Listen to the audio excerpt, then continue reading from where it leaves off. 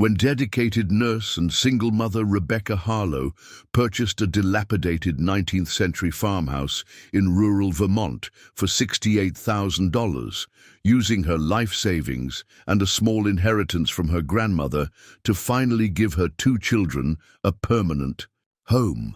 She never imagined that removing peeling wallpaper in the attic would reveal a carefully concealed compartment containing a mysterious insignia painted on the wall, trigger an unexpected visit from Homeland Security investigators, expose a forgotten chapter of World War II domestic intelligence operations, connect her to the descendants of a secret network of code breakers who worked to intercept enemy communications on American soil, uncover her grandmother's classified role in a counterintelligence operation codenamed Blackbird, and transform her from an overworked healthcare worker to the reluctant custodian of what the National Archives is now calling one of the most significant civilian intelligence sites on American soil.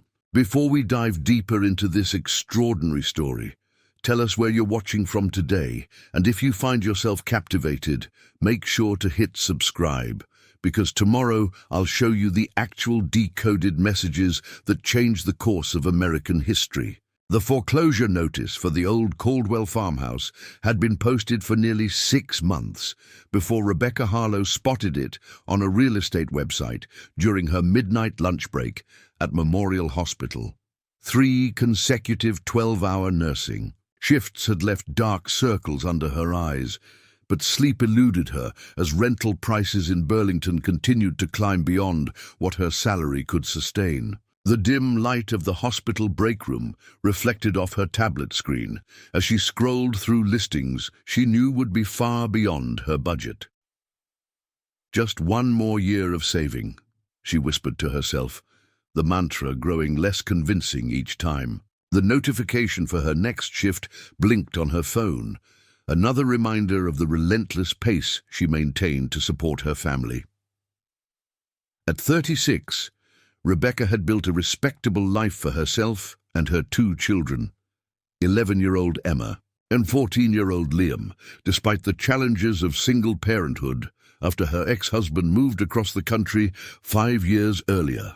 His child support payments had become increasingly sporadic before stopping entirely 6 months ago, leaving her to manage everything from school supplies to medical bills on a single income. The small 2-bedroom apartment they had shared for the past 3 years had recently received notice of another rent increase, making their already tight budget virtually impossible. She was about to close the real estate app when a new listing caught her eye, significantly lower in price than anything else in the area. Her finger paused over the screen, certain it must be a mistake. Rebecca returned to their apartment just before dawn, the listing saved on her phone. The building's elevator was out of service again, forcing her to climb 4 flights of stairs. By the time she reached their door, the fatigue of her shift had settled deep in her bones. Inside, the apartment was quiet, her children still asleep. She collapsed onto the sofa, intending to rest for just a moment before preparing breakfast. "Mum, are you still looking at houses?" Emma asked, padding into the living room in her pajamas an hour later, her school tablet clutched to her chest. Despite Rebecca's attempt to be quiet, her daughter had apparently heard her arrival and the soft ping of her phone as she reopened the listing. "This one's actually in our price range," Rebecca said, turning the screen to show her daughter the weathered Victorian farmhouse with its sagging porch and peeling paint. "It's pretty far gone, but the land alone is worth more than they're asking." The listing described the property bluntly: historic Caldwell farmhouse, significant restoration needed, 2,800 SQFT, 3 acres, well water, new septic required. Cash offers only due to condition, priced for immediate sale at $68,000. Emma studied the photos with surprising seriousness for her age. It looks sad, like it's waiting for someone to love it again. Rebecca smiled at her daughter's characterization, though her practical mind was already calculating costs versus benefits. The farmhouse was located in the small town of Millfield, about 40 minutes from the hospital, manageable for her commute. The structure appeared salvageable despite obvious neglect. Most importantly, the price was less than a year's rent in their current apartment. "What does Liam think?" Emma asked, naming her older brother, who had inherited their mother's practical nature. "I haven't shown him yet. He'll probably remind me that neither of us knows anything about renovating houses," Rebecca replied, scrolling through more photos of water-stained ceilings and outdated electrical fixtures. She zoomed in on a photograph of the property's oak-lined driveway, trying to imagine it cleared of the brush that now obscured its elegant curve. Despite the obvious state of disrepair, there was something compelling about the old house, a sense of permanence and history so unlike their temporary apartment with its thin walls and impersonal beige paint. "We could have a garden," Emma said, pointing to an overgrown area behind the house, "and maybe get a dog. We've always wanted a dog." Rebecca nodded, allowing herself a moment to share in her daughter's vision.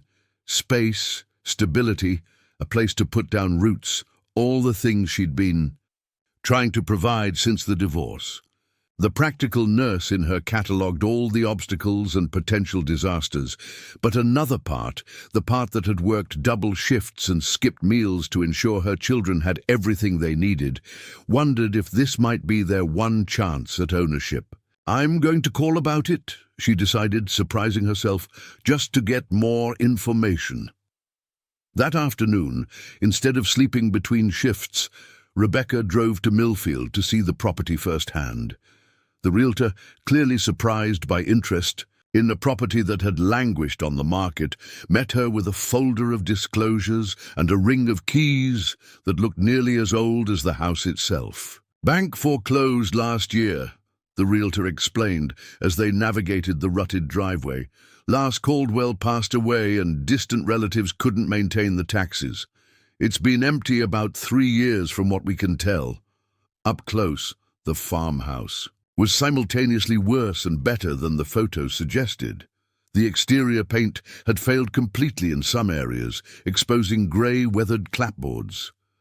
Several windows were cracked or broken, and the front porch sagged dangerously to one side. Yet the structural elements, the massive central chimney, the granite foundation, the timber framing visible through a damaged section of wall, all appeared remarkably solid.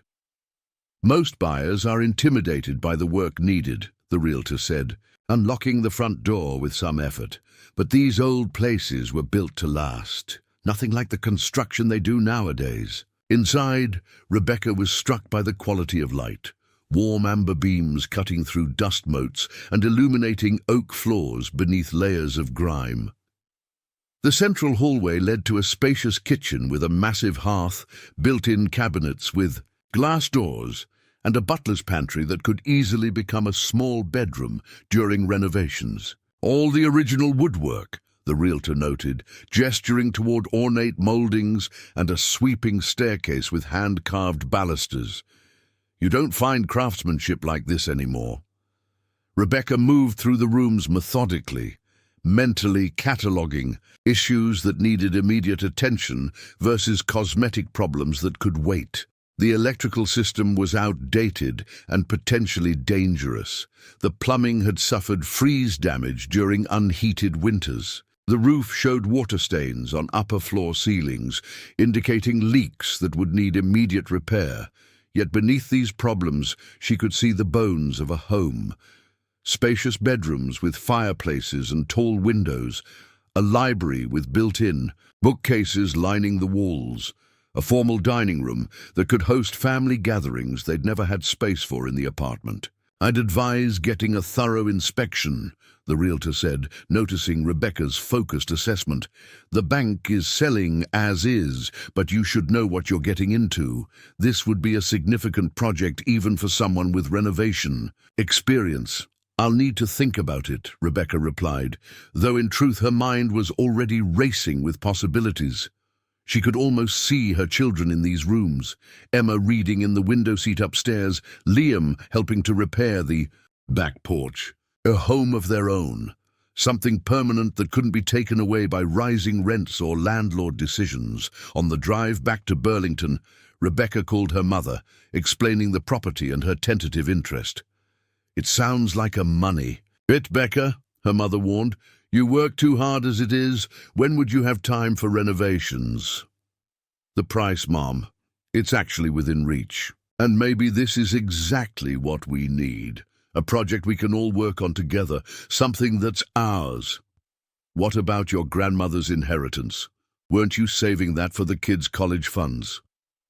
Rebecca gripped the steering wheel tighter. The modest sum Eleanor had left her, just under $20,000, had been earmarked for education. But with college years away and their housing situation increasingly precarious, perhaps securing a home now was the more pressing investment.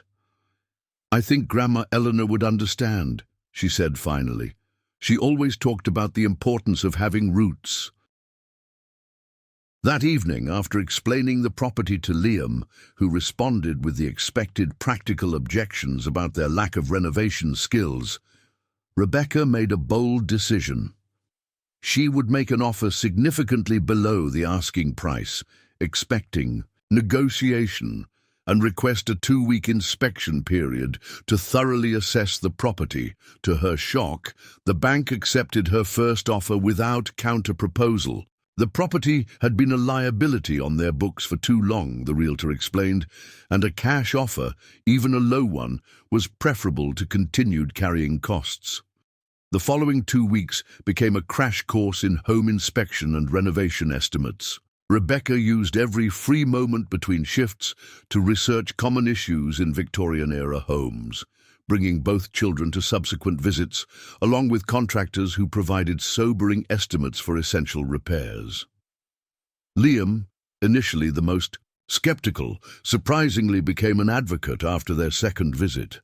"The structure is actually really solid," he explained, repeating what he'd overheard from the building inspector.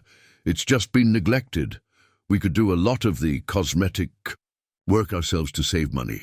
Emma had already claimed a small bedroom with a dormer window overlooking the property's ancient maple trees, filling her school notebooks with design plans and color schemes. Rebecca found herself caught between practical caution and her children's growing enthusiasm, their first real excitement since the divorce had upended their lives. "You sure about this?" asked Diane, her closest friend and fellow nurse, as they shared coffee before their shift. "It sounds like you're buying yourself a second full-time job." "I'm not sure about anything," Rebecca admitted. "But the apartment complex just announced another rent increase. If we stay, I'll need to pick up even more shifts just to maintain what we have. At least with the house, we'd be building equity, creating something permanent." And what did the inspections show? Nothing. Unexpected. The electrical needs complete replacement. The roof can be patched for now, but will need replacement within 5 years. The plumbing is a mess where pipes froze and burst. But the foundation is solid. The timber frame is in excellent condition, and most issues are fixable over time. Diane studied her friend's face. "You've already decided, haven't you?" Rebecca nodded. "I think I decided the moment I saw it. Crazy, right?" "Not crazy. Brave. Terrifying. Potentially brilliant or catastrophic." Diane smiled. "So, basically parenting, just with more power tools." 2 weeks later, after a whirlwind of financial calculations, property inspections that produced a daunting list of required repairs, and heated discussions about prioritizing renovations, Rebecca stood in the dusty office of Millfield Savings and Loan, signing the final papers. The down payment combined her entire savings with the inheritance she had received when her grandmother Eleanor passed away the previous year. "Congratulations, Ms. Harlow," said the bank manager, Mr. Donovan, a grey-haired man with kind eyes who had lived in Millfield his entire life. "The Caldwell place has quite a history. been in the same family for generations until the last owner passed without heirs. Shame to see it fall into such disrepair. "Do you know much about the house's history?" Rebecca asked, realizing she knew. "Nothing about the property beyond its obvious age and neglect. Built in 1879 by Thomas Caldwell, prominent local businessman. During World War II, the government actually used it briefly for some kind of administrative office, telegraph station or something similar. The family reclaimed it after the war." He handed her the keys with a smile.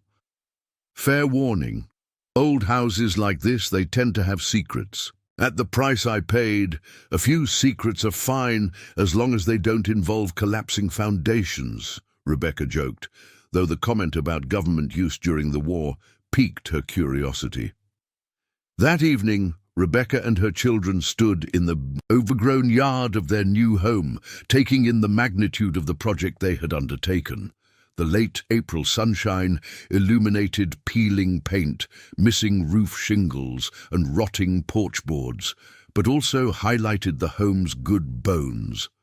Elegant proportions, intricate woodwork around the eaves, and solid stone foundation. "This is going to take forever," Liam observed, kicking at a fallen branch in the yard, his initial skepticism returning as reality set in.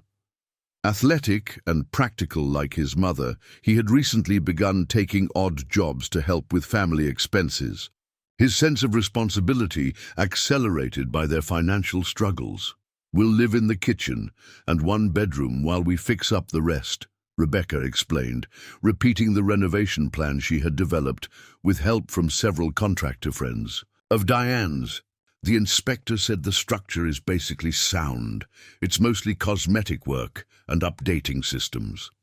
"I want the room with the little window seat," Emma declared, her enthusiasm a counterbalance to her brother's caution. Creative and optimistic, she already clutched a notebook filled with design ideas, clipped from magazines and printed from home renovation websites. "First, we need electricity that won't burn the place down, and plumbing that actually works," Rebecca reminded them, though she couldn't help smiling at Emma's excitement. One room at a time.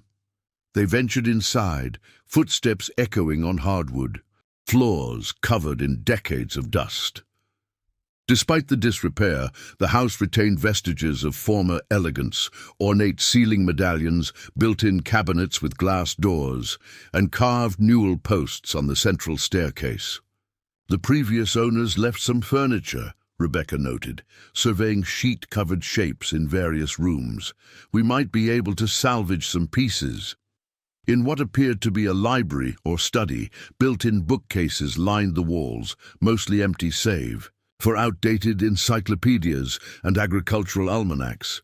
A heavy oak desk positioned near the window contained nothing but dust and cobwebs when Rebecca opened its drawers, except for one thin envelope that had slipped behind the bottom drawer. The yellowed envelope bore no address but a single name written in elegant cursive, Eleanor. Rebecca's heart quickened. Eleanor had been her grandmother's name, though this seemed an impossible coincidence. "Mom, come see the kitchen!" Emma called from down the hall, momentarily distracting Rebecca, who slipped the envelope into her pocket for later examination. They continued exploring the house, making notes and taking measurements. The kitchen would need complete modernization, but its massive hearth and original cabinetry could become striking features once restored. Upstairs, 5 bedrooms of varying sizes offered more space than they had ever had in their apartment. The largest bathroom, though outdated with a clawfoot tub and pedestal sink, retained charming hexagonal floor tiles and tall windows that flooded the space with natural light. The attic, accessed by a narrow staircase, ran the entire length of the house, with dormers providing views across the surrounding countryside. Decades of discarded furniture, trunks and household items created a maze of forgotten history. Emma immediately declared it magical, despite the cobwebs and obvious mouse evidence, while Liam noted the limited insulation and problematic roof leaks visible on the rafters. By sunset, they had completed their initial assessment and returned to their apartment in Burlington to plan the move. The renovation would begin with creating a livable space in the kitchen and adjacent former maid's room, allowing them to move in while tackling other areas gradually. That night, after the children had gone to bed, Rebecca retrieved the envelope from her pocket. Inside was a single sheet of paper, its edges brittle with age. Eleanor, if circumstances have led you back to this house, remember that what was hidden remains so for good reason. The north attic wall behind the cedar wardrobe contains what you once protected. If discovered by others after our time, use your judgment about its disposition. Some secrets serve by remaining hidden, others by finally coming to light. The note, dated simply May 1946, raised more questions than it answered. Rebecca's grandmother, Eleanor, would have been in her early 20s in 1946, but she had never mentioned any connection to Millfield or the Caldwell house. Born and raised in Boston according to family law, Eleanor had worked as a secretary before marrying Rebecca's grandfather in 1948. Yet the name and date couldn't be mere coincidence. Was the Eleanor in the note actually Rebecca's grandmother? And if so, what had she protected in the attic of a house that supposedly belonged to the Caldwell family? Rebecca studied the handwriting, elegant yet precise, the kind of penmanship rarely seen in modern communication. The signature, just C, offered no clues to the writer's identity. The paper itself was of high quality despite its age, the type used for official correspondence rather than personal notes. She retrieved a small wooden box containing the few mementos she had from her grandmother: photographs, a string of pearls, and a small diary covering the years 1948 to 1950. Nothing in these items referenced Millfield or the Caldwell house. The diary began after Eleanor's marriage, with no mention of her life or work during the war years. Rebecca fell asleep, pondering these questions, the note secured in her bedside table. The practical demands of planning their move and beginning. Renovations would soon overshadow this curious discovery, at least temporarily. The following weeks passed in a blur of activity. Rebecca arranged for essential repairs to make the house minimally habitable, emergency electrical work to provide safe power to the kitchen and one bathroom, plumbing repairs to restore water, service and roof patching to address the most critical leaks. Using her remaining vacation days and switching to night shifts, she created a schedule that allowed for renovation work during daylight hours.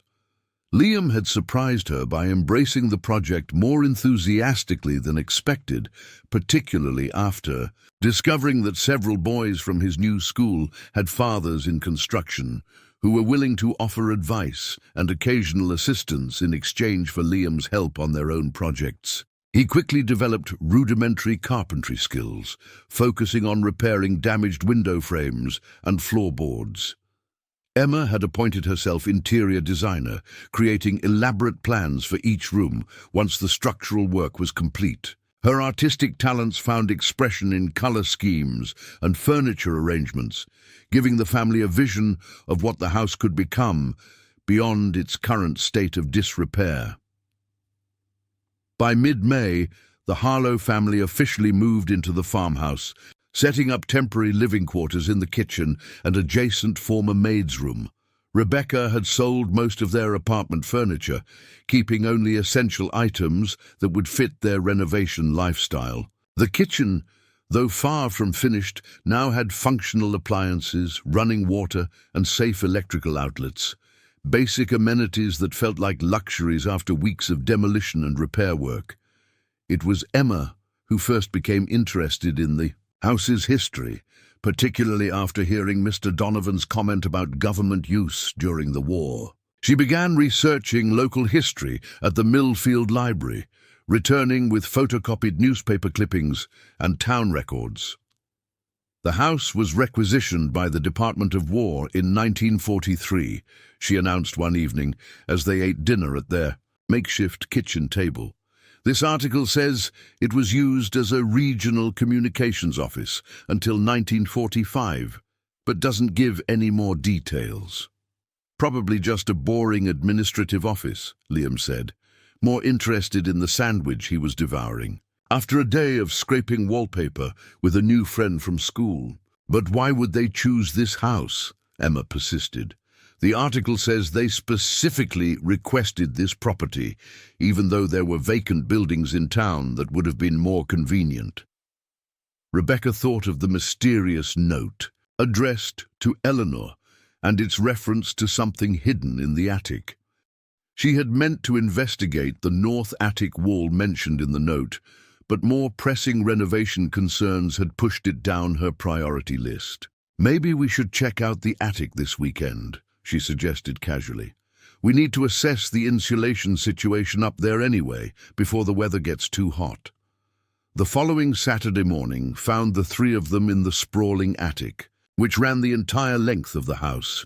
Decades of dust motes danced in the shafts of light from the dormer windows. Old trunks, broken furniture, and forgotten household items created a labyrinth of discarded history. The north wall would be this one, Rebecca said, pointing to the wall opposite the attic stairs. A massive cedar wardrobe stood against it, its ornate carvings dulled by years of dust and grime. That thing must weigh a ton, Liam observed, approaching. The wardrobe, cautiously. Probably solid wood. They don't make furniture like this anymore. With combined effort, they managed to slide the wardrobe a few feet away from the wall, revealing faded floral wallpaper similar to that in other parts of the house. Rebecca examined the wall carefully, looking for any sign of a hidden compartment mentioned in the note. Maybe we need to remove the wallpaper, Emma suggested, already picking at a loose corner. It's peeling anyway, and we'd want to replace it eventually.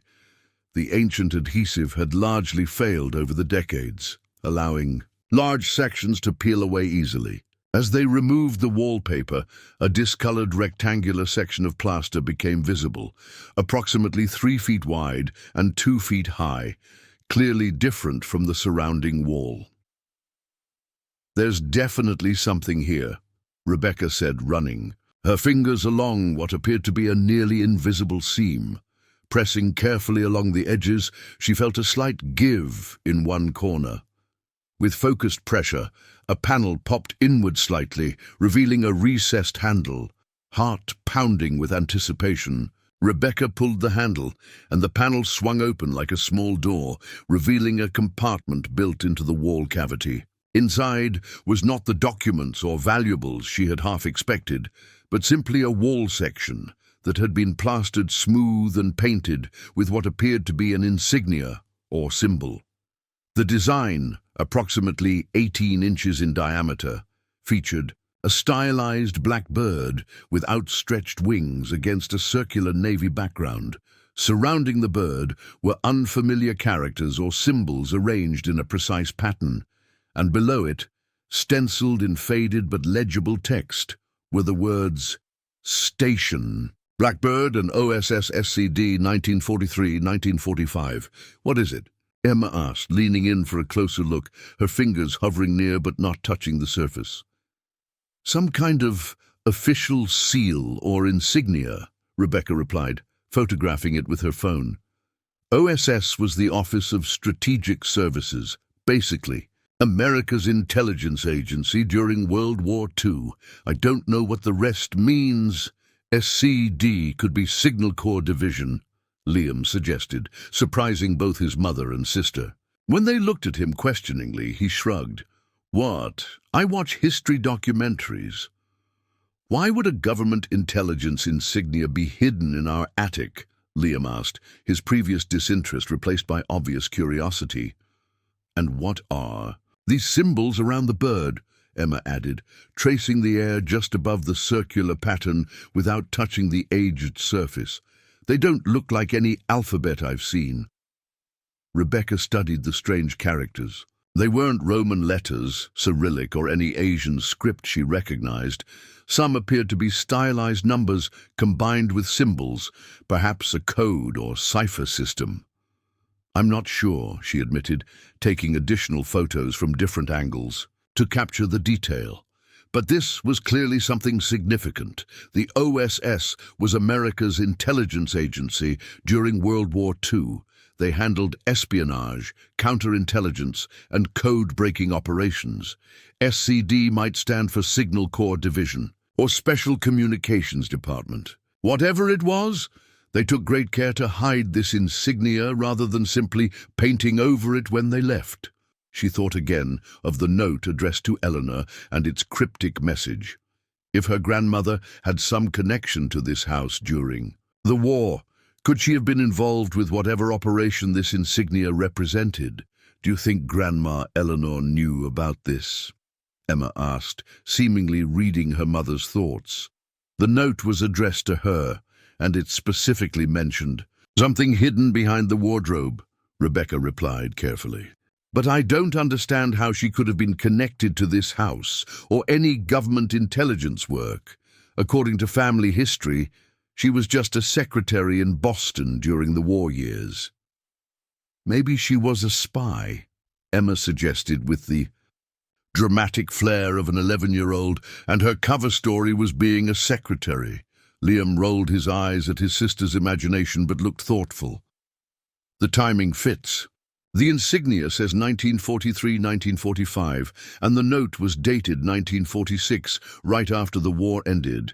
If Grandma was involved somehow, she would have been in her early 20s. Rebecca tried to reconcile this possibility with the quiet, proper grandmother she had known, a woman who wore pearls to Sunday dinner, maintained immaculate flower gardens, and never missed sending birthday cards with $5 bills tucked inside. The idea of Eleanor involved in classified intelligence work seemed absurd, yet the evidence before them suggested some connection. I don't know, she answered honestly. But I think this might be more significant than just an old government office. Let me do some research before we mention this to anyone. Historical preservation societies might be interested in something like this, but I want to understand more about what we've found first. As they carefully closed the hidden panel and continued their planned attic work, Rebecca couldn't shake the feeling that they had stumbled upon something more consequential than just an architectural curiosity. The deliberate concealment of the insignia, the mysterious note to Eleanor, and the official yet hidden nature of the marking suggested something classified, something perhaps still sensitive despite the passage of nearly 8 decades. That evening, after the children had gone to bed, Rebecca searched online for information about the OSS and its operations during World War II. Most sources described overseas espionage activities, sabotage missions behind enemy lines, and intelligence gathering in occupied territories. There was comparatively little information about domestic operations beyond training facilities and administrative headquarters. A few specialized articles mentioned signals intelligence and code-breaking operations conducted on American soil, primarily focused on intercepting and deciphering enemy communications. The name Blackbird, however, appeared in none of the materials she could access. Rebecca next searched for her grandmother's maiden name combined with World War II and OSS, but found nothing connecting Eleanor Matthews to any government work. According to her mother, Eleanor had worked as a secretary for an import-export company in Boston during the war years, an ordinary civilian job far removed from intelligence operations. Yet the note and hidden insignia suggested otherwise. Had her grandmother led a double life? Or was this all an extraordinary coincidence, another Eleanor entirely unrelated to her family? The following morning, Rebecca called her mother, approaching the subject carefully. "Mom, did Grandma Eleanor ever mention living in Vermont or working for the government during the war?" "Vermont? No, she was a Boston girl through and through. Why do you ask?" "The house we bought. I found an old letter addressed to someone named Eleanor, dated 1946. I wondered if there could be any connection to Grandma." Her mother laughed. "Eleanor's a common name, honey. And your grandmother worked for Harding Imports throughout the war. She met your grandfather at a USO dance after he returned from Europe in late '47. She always said the most exciting thing she did during the war was rolling bandages for the Red Cross. Do you have any photos of her from that time? Or employment? Records? I might have a few photos in the family albums. Why the sudden interest? Rebecca hesitated, reluctant to share their discovery without understanding its significance. Just curious about the house's history. Apparently, it was used by the government during the war for some kind of administrative office. Well, I'll look through the old albums next time I'm in the attic, but I'm certain your grandmother never mentioned Vermont. I would have remembered something like that. After ending the call, Rebecca felt more confused than before. Her mother's certainty about Eleanor's wartime employment contradicted the tantalizing suggestion of the note, yet the coincidence seemed too specific to dismiss entirely. Later that week, while Liam was at school and Emma was helping a neighbor with garden work, Rebecca returned to the attic alone, drawn back to the hidden compartment. She opened the panel again, studying the insignia more carefully. The stylized Blackbird had distinctive features, not a general silhouette, but a specific, rendering with detailed wing patterns and an unusual prominence to its beak. The surrounding symbols, while unintelligible, appeared to be arranged in a deliberate pattern rather than random decoration. Photographing the insignia again with better lighting, Rebecca noticed something she had missed during their first discovery. Faint pencil markings beneath the painted design, barely visible as the original sketch guidelines. Among these guidelines, nearly invisible unless specifically looking for it, was a small sequence of numbers and letters tucked into the lower right corner of the panel, EM427B. The initials EM could stand for anything, but they also matched Eleanor Matthews, her grandmother's maiden name and initials before marriage. The numbers that followed might be a date code, personnel designation, or security classification. Without context, it was impossible to determine. Rebecca carefully closed the panel and continued exploring the attic more thoroughly than they had during their initial inspection. Behind several stacked trunks near the east wall, she discovered a loose floorboard. Prying it up revealed a small space between joists that contained a metal box approximately the size of a thick book. The box was locked, but the simple latch had weakened with age and humidity. With careful pressure from a screwdriver Rebecca had brought along, it opened with a reluctant creak. Inside were several items carefully wrapped in waxed paper, a small, leather-bound notebook, a peculiar mechanical device resembling a specialized slide rule with unusual markings, several official-looking but unmarked identification cards with space for photographs, though the photos themselves had been removed, and a bronze pin in the shape of a blackbird, a smaller version of the insignia on the hidden wall panel. The notebook contained pages of what appeared to be random letters arranged in 5-character groups, clearly encoded messages or practice exercises. The handwriting matched that of the note signed C, but provided no further identification of the author. Interspersed with these coded sections were occasional entries in English, mostly brief administrative notes. EM receiving 5 to 7 daily, quality variable. Atmospheric interference increasing with season change. New frequency schedule implemented. Verification protocol extended to secondary confirmation. EM demonstrates exceptional aptitude for pattern recognition. Considering recommendation for advanced training. The references to EM appeared throughout the notebook, suggesting that whoever Eleanor Matthews might have been to this operation, she had played a significant role. The technical references to frequencies and reception indicated some form of signals intelligence work, perhaps intercepting enemy communications during the war years.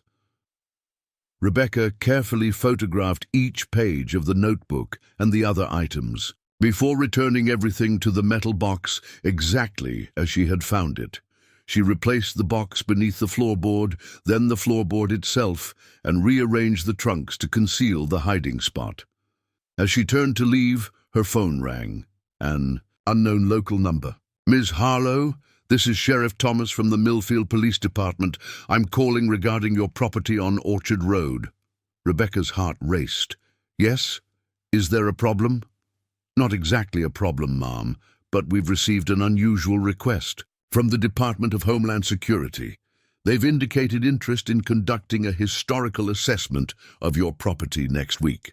Something about documenting sites used by federal agencies during World War II for their historical registry.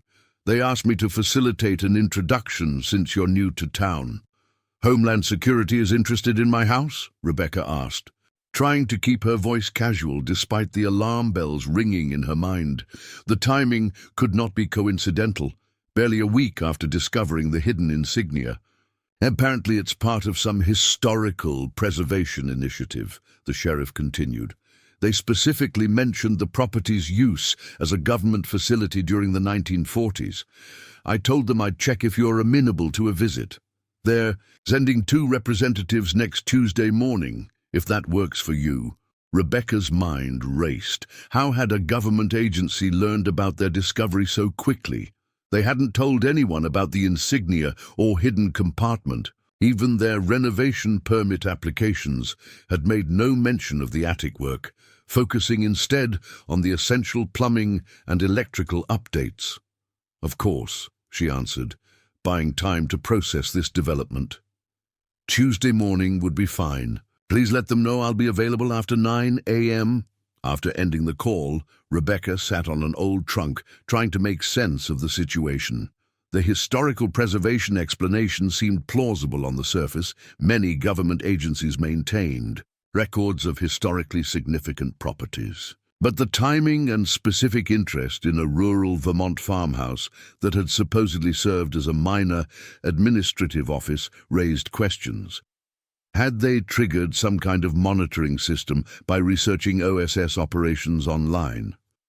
Was there something about Station Blackbird that remained sensitive enough to warrant attention nearly 80 years later? And most pressingly, what was her grandmother's connection to all of this? What Rebecca could not possibly know, as she descended from the attic that afternoon, was that their discovery would soon draw the attention of agencies far beyond the small town of Millfield, setting in motion events that would reshape their understanding of not only the old farmhouse, but of Rebecca's own family history and its unexpected intersection with one of the most classified intelligence operations of World War II. Rebecca spent the weekend torn between continuing their renovation work and researching everything she could find about the OSS, World War II domestic intelligence operations, and code-breaking activities. Each evening, after the children went to bed, she pored over historical articles, declassified government records available online, and academic papers about intelligence operations during the 1940s. What emerged was a picture far more complex than she had imagined. While most Americans were familiar with the overseas exploits of OSS operatives parachuting into occupied Europe or organizing resistance networks, the domestic side of intelligence work remained largely overlooked in popular histories. Yet substantial operations had taken place on American soil, monitoring enemy communications, intercepting coded messages, tracking potential saboteurs, and maintaining counterintelligence networks to protect vital industries and military installations. "Mom, you've been on your laptop every night," Emma observed Monday morning as Rebecca prepared breakfast, dark circles under her eyes from another late research session. "Is this about the bird symbol we found?" "Just trying to understand what it means," Rebecca replied, not wanting to worry her children with the approaching Homeland Security visit. "It's fascinating to think this house might have played a role in World War II operations. I told my history teacher about it," Liam mentioned casually, pouring cereal into a bowl.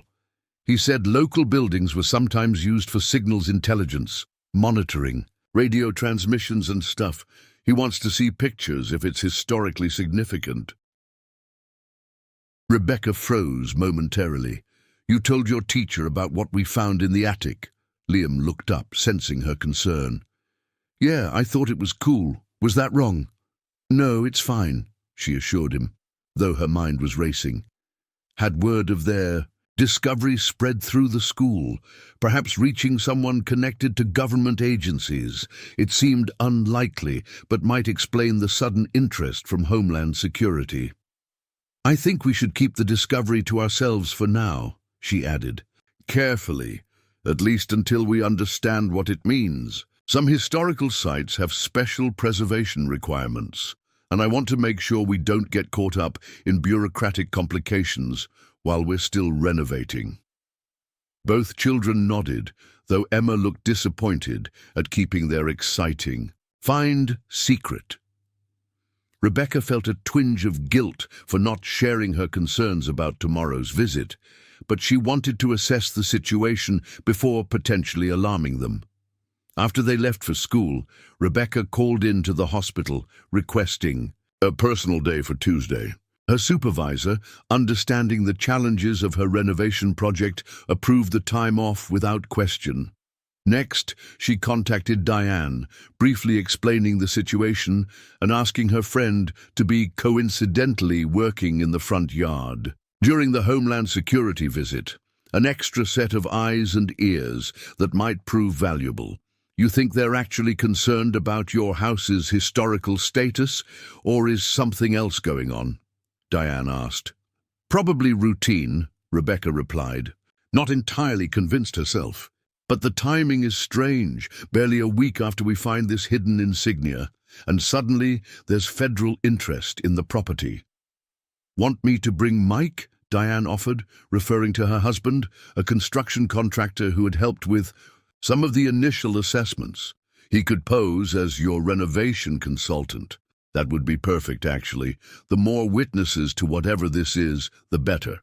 Rebecca spent the remainder of Monday preparing for the visit. She cleaned the downstairs areas where she would likely receive the officials, organized her renovation permits and property documents in case questions arose about her ownership or plans, and carefully reviewed what little information she had gathered about OSS domestic operations. She also composed a list of questions she wanted to ask the Homeland Security representatives. Why the sudden interest in this particular property? What records did they have about the building's wartime use? Was there official documentation about Station Blackbird or the OSS SCD designation she'd seen on the insignia? That evening, as the children worked on homework in the kitchen, Rebecca received a text message from her mother. Found a few photos of Mom from the 1940s. Nothing from Vermont, but something interesting you might want to see. Can I email them? Minutes later, 3 scanned photographs arrived in Rebecca's inbox. The first showed a young Eleanor in Boston, standing outside what appeared to be an office building, dressed in professional attire, typical of the era. The second was a group photo of office workers, with Eleanor seated at a desk with what looked like a switchboard or radio equipment. But it was the third photo that made Rebecca's breath catch. Though faded and slightly blurred, it clearly showed Eleanor wearing a small pin on her lapel, a pin in the shape of a bird with outstretched wings, remarkably similar to the insignia they had discovered in the attic. Rebecca immediately called her mother. The pin in the last photo. Did you ever see Grandma wear it? Did she say what it meant? That's why I sent it, her mother replied. I'd forgotten all about it until I found these photos. Mom always said it was a memento from her wartime employer, something given to staff for their service during the war effort. I remember playing with it as a child, but I haven't seen it in decades. Why? Just curious, Rebecca said, not ready to explain their discovery. Did she ever mention an organization called Blackbird, or talk about any special work during the war? Not that I recall. Just the usual stories about rationing and blackouts in Boston. She wasn't one to talk much about those years, actually. I always assumed it was because she lost her brother in the Pacific, your great-uncle James. The conversation ended with promises to look for more photos. But Rebecca sat in stunned silence after hanging up. The bird pin in the photograph couldn't be coincidence. Whatever connection her grandmother had to the house's wartime purpose, it went beyond casual knowledge. Was Eleanor's entire employment history a cover story? Had she been involved in intelligence work while ostensibly working as a secretary? Rebecca slept fitfully that night, her dreams filled with fragments of coded messages and shadowy figures, examining her house. By morning she felt exhausted but alert, acutely aware of the importance of the coming interaction. Diane and her husband Mike arrived shortly after the children left for school, setting up their coincidental yard work with practiced casualness. Mike brought renovation materials and tools, establishing their cover story of consulting on the next phase of repairs. At precisely 9:15 a.m., a black SUV with government plates pulled into the driveway. Two individuals emerged, a man and woman, both in their 40s, dressed in business attire that seemed incongruous with the rural Vermont setting. "Ms. Harlow?" the woman asked as Rebecca opened the door. "I'm Agent Simmons, and this is Agent Reeves from the Department of Homeland Security's Historical Sites Assessment Division. Thank you for accommodating our visit on such short notice." Rebecca maintained a friendly but neutral expression as she invited them inside. The agents moved with the practiced efficiency of people accustomed to assessment work, noting architectural features with professional interest while scanning the interior with subtle thoroughness. "Lovely period home," Agent Simmons commented as they entered the partially renovated living room. "You're undertaking quite the restoration project." "It's a work in progress," Rebecca acknowledged. "May I ask what specifically brings Homeland Security to a rural Vermont farmhouse? The sheriff mentioned something about documenting historical sites used by federal agencies." Agent Reeves, the male agent who had remained quiet until now, produced a tablet and opened a digital document. "We're conducting assessments of properties utilized by government agencies during World War II, particularly those with potential historical significance. Our records indicate this property housed a regional communications facility between 1943 and 1945. The bank manager mentioned something similar when I purchased the property," Rebecca said carefully, watching their reactions. "Though he didn't have specific details about what operations were conducted here. Mostly administrative coordination and message relay," Agent Simmons replied smoothly. Too smoothly, Rebecca thought. The Department of War requisitioned numerous private properties during that period. Most returned to civilian use with minimal documentation. "We're trying to create a more comprehensive historical record." "I see.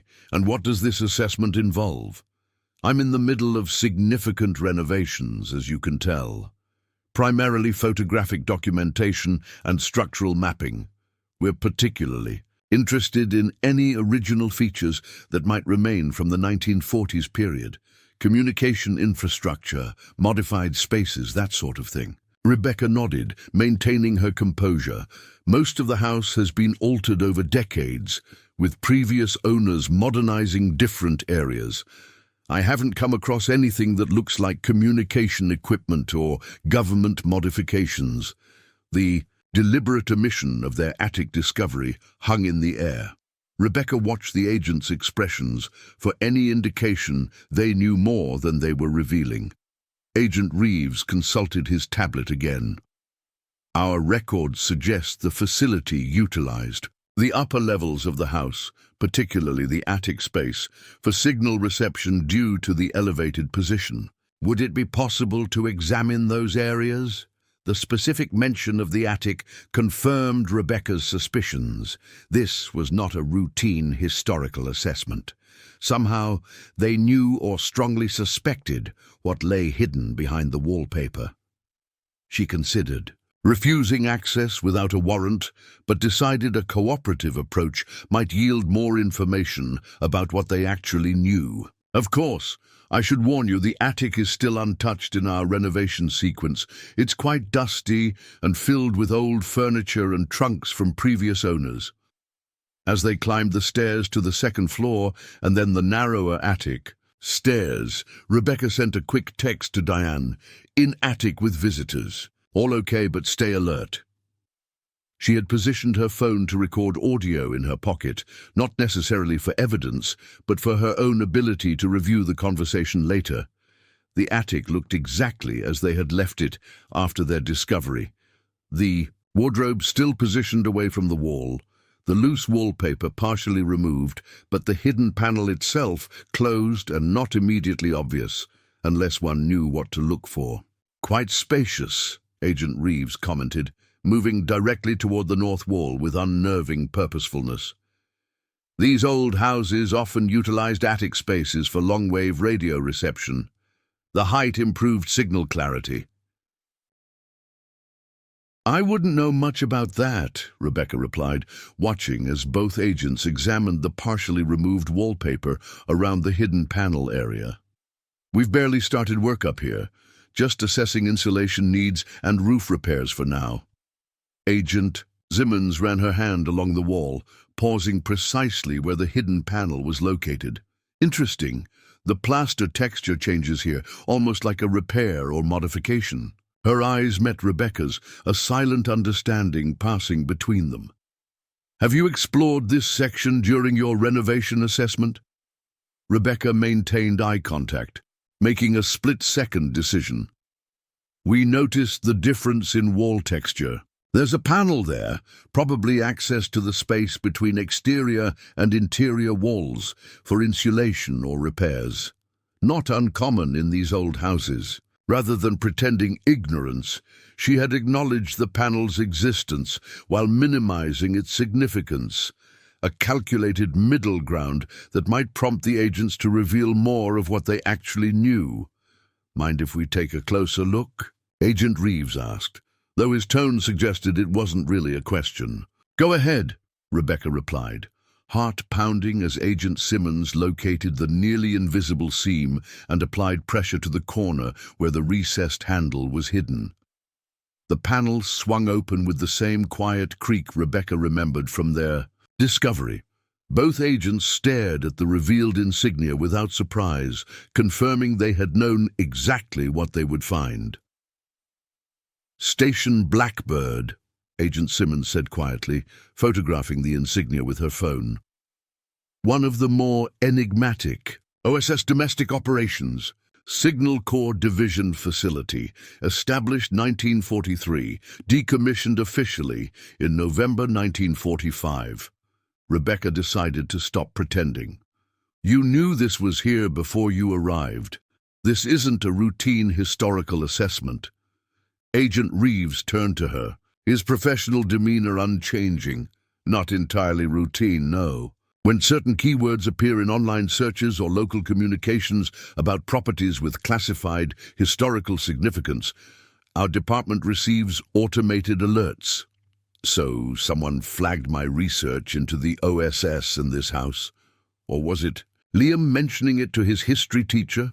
"We can't discuss specific triggers," Agent Simmons interjected, "but yes, intelligence agencies maintain monitoring systems for historically sensitive sites and operations. Some World War II activities remain classified or partially classified due to methods or technologies that evolved into modern intelligence systems." Rebecca crossed her arms, and Station Blackbird was one of these sensitive operations. The agents exchanged glances, seeming to evaluate how much to reveal. Finally, Agent Reeves nodded slightly.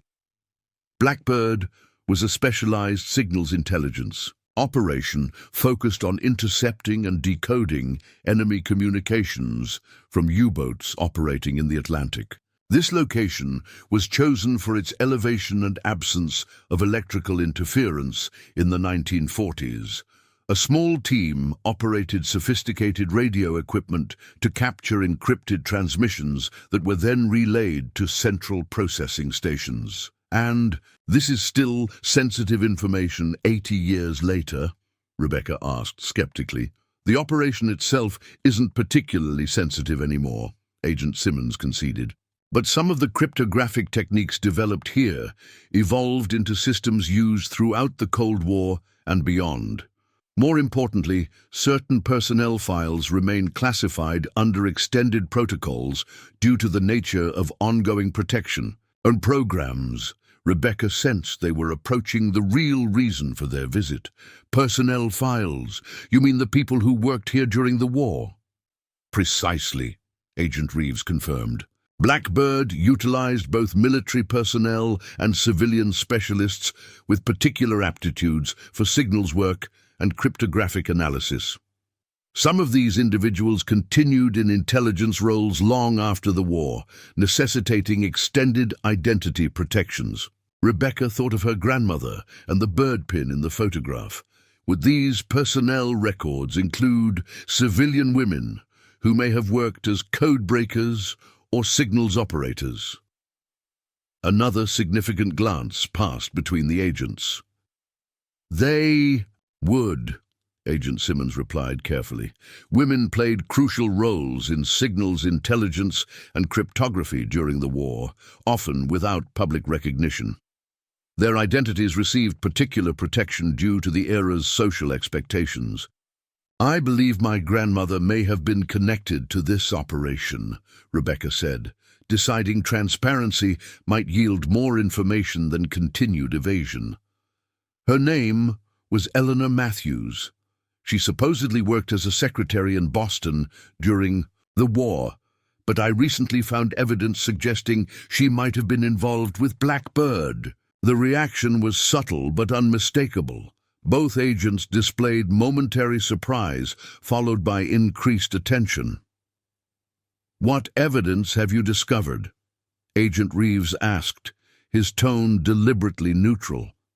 Rebecca described the note addressed to Eleanor, the photograph showing her wearing the bird pin, and the initials EM penciled into the corner of the hidden panel. But you haven't found any explicit documentation connecting her to this operation, Agent Simmons pressed.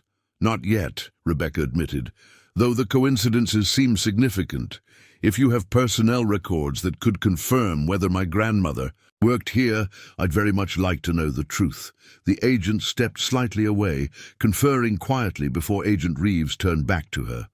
Ms. Harlow, we appreciate your candor.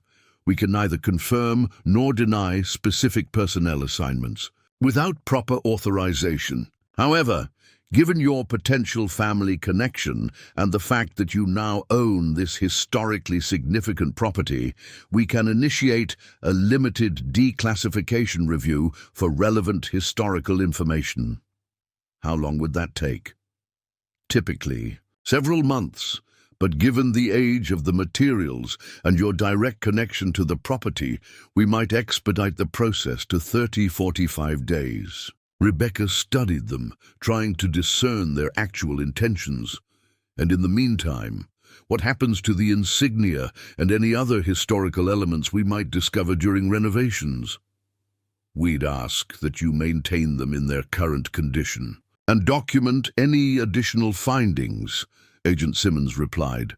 This property likely contains other historical elements that would be valuable to preserve. But you're not planning to classify my attic or interfere with our renovation, correct? Not at all, Agent Reeves assured her. We're merely documenting the site for historical records, though we would like to return with a small technical team to scan for any remaining infrastructure elements that might be hidden within the walls or floors. Non-invasive procedures only, of course. Rebecca considered this request. Their explanation seemed plausible, yet she sensed they weren't revealing everything about their interest in the property or potentially in her grandmother. I'd need more information about exactly what this scanning would involve before agreeing to it, she stated, firmly, And I'd like written documentation about the historical significance of the house and any restrictions or responsibilities that might entail for me as the owner." "That's entirely reasonable," Agent Simmons acknowledged. "We can provide detailed protocols and historical background materials within the week. The scanning team wouldn't be available until later this month anyway." As they prepared to leave the attic, Rebecca asked one final question. If my grandmother was involved with Blackbird, why would that still be classified information? Surely after 80 years, acknowledging the service of wartime personnel wouldn't compromise national security? Agent Reeves paused at the top of the stairs. Some Blackbird personnel transitioned to highly sensitive Cold War operations under deep cover identities. Their original wartime roles were deliberately obscured to protect subsequent assignments. Even decades later, connecting those identities could potentially impact ongoing operations or individuals who were placed in protective protocols. The implications of this statement hung in the air as they descended to the main floor. Rebecca's mind raced with possibilities. Had her quiet, conventional grandmother led a double life? Had her entire family history been constructed around a carefully maintained cover story? As the agents prepared to depart, Agent Simmons handed Rebecca a business card. "If you discover anything else of historical significance during your renovations, please contact us directly rather than posting about it online or discussing it publicly. Some aspects of these operations remain sensitive despite their age." "One last question," Rebecca said as they reached the door. "How many other Blackbird stations existed? Was this part of a larger network?" "That's still classified information," Agent Reeves replied automatically, then seemed to reconsider. "But I can tell you that signals intelligence operations rarely functioned in isolation. The effectiveness of such systems typically depended on triangulation and comparative analysis across multiple reception points." After the agents departed in their government SUV, Diane and Mike immediately joined Rebecca in the kitchen. "What was that all about?" Diane asked, watching the vehicle disappear down the driveway. "They looked like they stepped right out of a spy movie." Rebecca summarized the visit, showing them the hidden insignia and explaining her suspicions about her grandmother's potential involvement. Mike examined the uncovered panel with professional interest. "The construction is impressive," he noted. "This wasn't some makeshift addition. Whoever built this compartment knew exactly what they were doing. Perfectly concealed seams, reinforced backing. This was built to last decades. But why maintain the secrecy after the war ended?" Diane wondered. "Why not just remove the insignia when they decommissioned the station?" "That's what bothers me," Rebecca agreed. "The agents implied some personnel continued intelligence work after the war, requiring ongoing identity protection, but they also seemed surprised when I mentioned my grandmother specifically." Mike took several photos of the insignia and surrounding wall construction. Whatever this was, it was important enough to preserve rather than destroy. "In my experience, renovating historic properties, government modifications are usually removed when facilities are decommissioned, not carefully hidden for future discovery." Rebecca showed them the photo her mother had sent, with Eleanor wearing the bird pin. "This can't be coincidence, but it contradicts everything I thought I knew about my grandmother. She was a proper Boston homemaker who served on library committees and hosted bridge clubs. The idea of her as a wartime codebreaker working in a secret installation seems impossible." "Maybe that was the point," Diane suggested. "The best cover stories are the ones that become real lives, so thoroughly established that even family members never suspect." The remainder of the day passed in a blur of normal renovation activities, though Rebecca's mind kept returning to the agent's visit and the tantalizing fragments of information they had provided. After the children returned from school, she decided to share a version of the morning's events, feeling they deserved to understand what was happening in their home. "Some government historians came by today," she explained over dinner. "They're documenting houses that were used during World War II. Apparently, our attic was part of a radio monitoring station called Blackbird. Like the symbol we found," Emma asked excitedly. "Exactly. They're going to send us more information about the house's history. They might even bring special equipment to look for other historical elements hidden in the walls or floors." Liam looked skeptical. Why would Homeland Security care about an old radio station? Isn't that more like something for the Historical Society? "Some of the technology they developed here was used for decades afterward," Rebecca explained, echoing the agent's justification. "They track historically significant sites that contributed to modern systems." Neither child seemed entirely convinced by this explanation, but they accepted it without further questioning. After they went to bed, Rebecca returned to the attic, drawn back to the hidden insignia that had suddenly complicated their lives. Standing before the open panel, she studied the stylized Blackbird with its distinctive silhouette. The surrounding symbols remained unintelligible, clearly some form of specialized notation or code that would have been meaningful only to trained operators.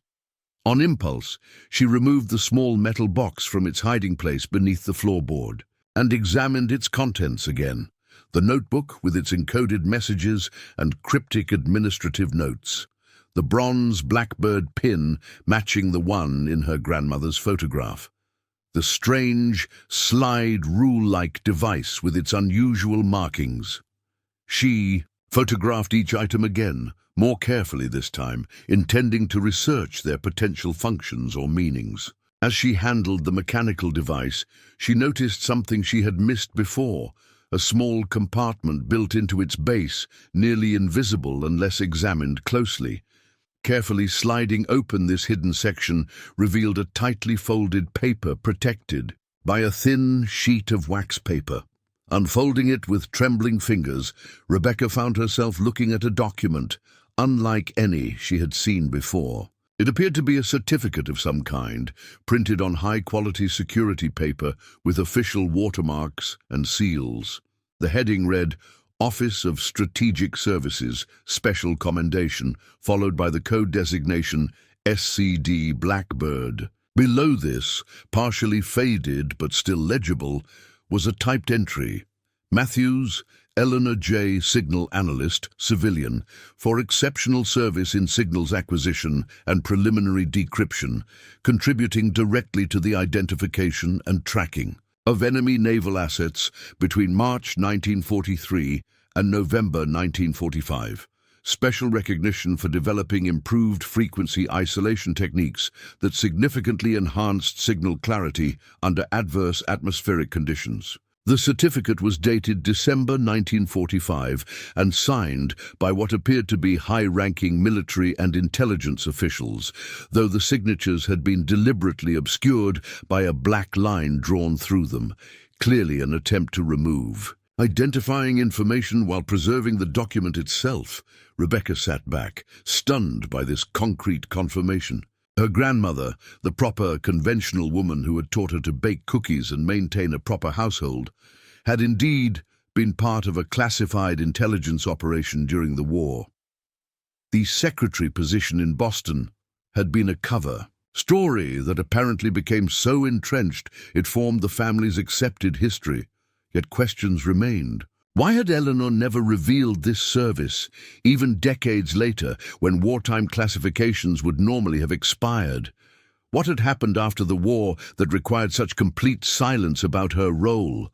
And most pressingly, what was the true significance of Station Blackbird that would warrant continued government interest 80 years later? As Rebecca carefully returned the certificate to its hiding place, she realized the Homeland Security agents had been right about one thing. The house likely contained other hidden historical elements waiting to be discovered. Their renovation project had suddenly become an archaeological excavation into both national history and her own family's secret past. Later that night, unable to sleep, Rebecca composed an email to her mother, attaching photographs of the Blackbird, insignia and certificate, but not mentioning the government visit. "Found these in the house," she wrote. "I believe Grandma Eleanor may have worked here during the war in signals intelligence, not as a secretary in Boston. Did she ever mention anything that might suggest she wasn't telling the complete truth about her wartime work?" She hesitated before pressing send, aware that this might upend her mother's understanding of her own family history. But the truth, however long concealed, seemed to demand acknowledgement after so many decades of silence. The reply came surprisingly quickly, suggesting her mother had been unable to sleep as well. "This is shocking, but explains something I never understood. After Dad died, Mom once mentioned during a vulnerable moment that she'd served in ways no one could know about. I assumed she meant volunteering for the Red Cross or civil defense. She became very reserved whenever the subject of the war came up, which I attributed to grief over losing her brother. The few times I asked direct questions about her work during those years, she would say, 'Some secrets need to stay buried, even after the reason for keeping them is gone.' I never pressed her. Perhaps I should have." Rebecca stared at her mother's response, feeling a complex mix of emotions: validation that her suspicions were correct, sadness that her grandmother had carried this secret to her grave, curiosity about what Eleanor J. Matthews, signal analyst, had actually experienced during those crucial war years, and beneath it all, a growing determination to uncover the full truth about Station Blackbird and her grandmother's role in whatever classified operation had once been housed in the walls of their new home. The following morning, Rebecca awakened to an email notification on her phone. The sender's address contained a Gov domain, and the subject line read simply, "Blackbird Historical Documentation, Initial Release." Agent Simmons had been surprisingly prompt in providing the promised materials. The email contained a brief message: "Ms. Harlow, as discussed during our visit, attached is preliminary historical documentation regarding your property's role in WT2 operations. This information has been cleared for limited release to you as the property owner. Our technical assessment team is scheduled for Tuesday of next week, pending your final approval. Please review and contact me with any questions." The attached PDF was marked Declassified Limited Distribution and bore the Department of Homeland Security seal alongside a historical OSS insignia. Rebecca scanned the document quickly before the children woke up, her heart racing as she absorbed details about Station Blackbird that confirmed and expanded what the agents had shared verbally.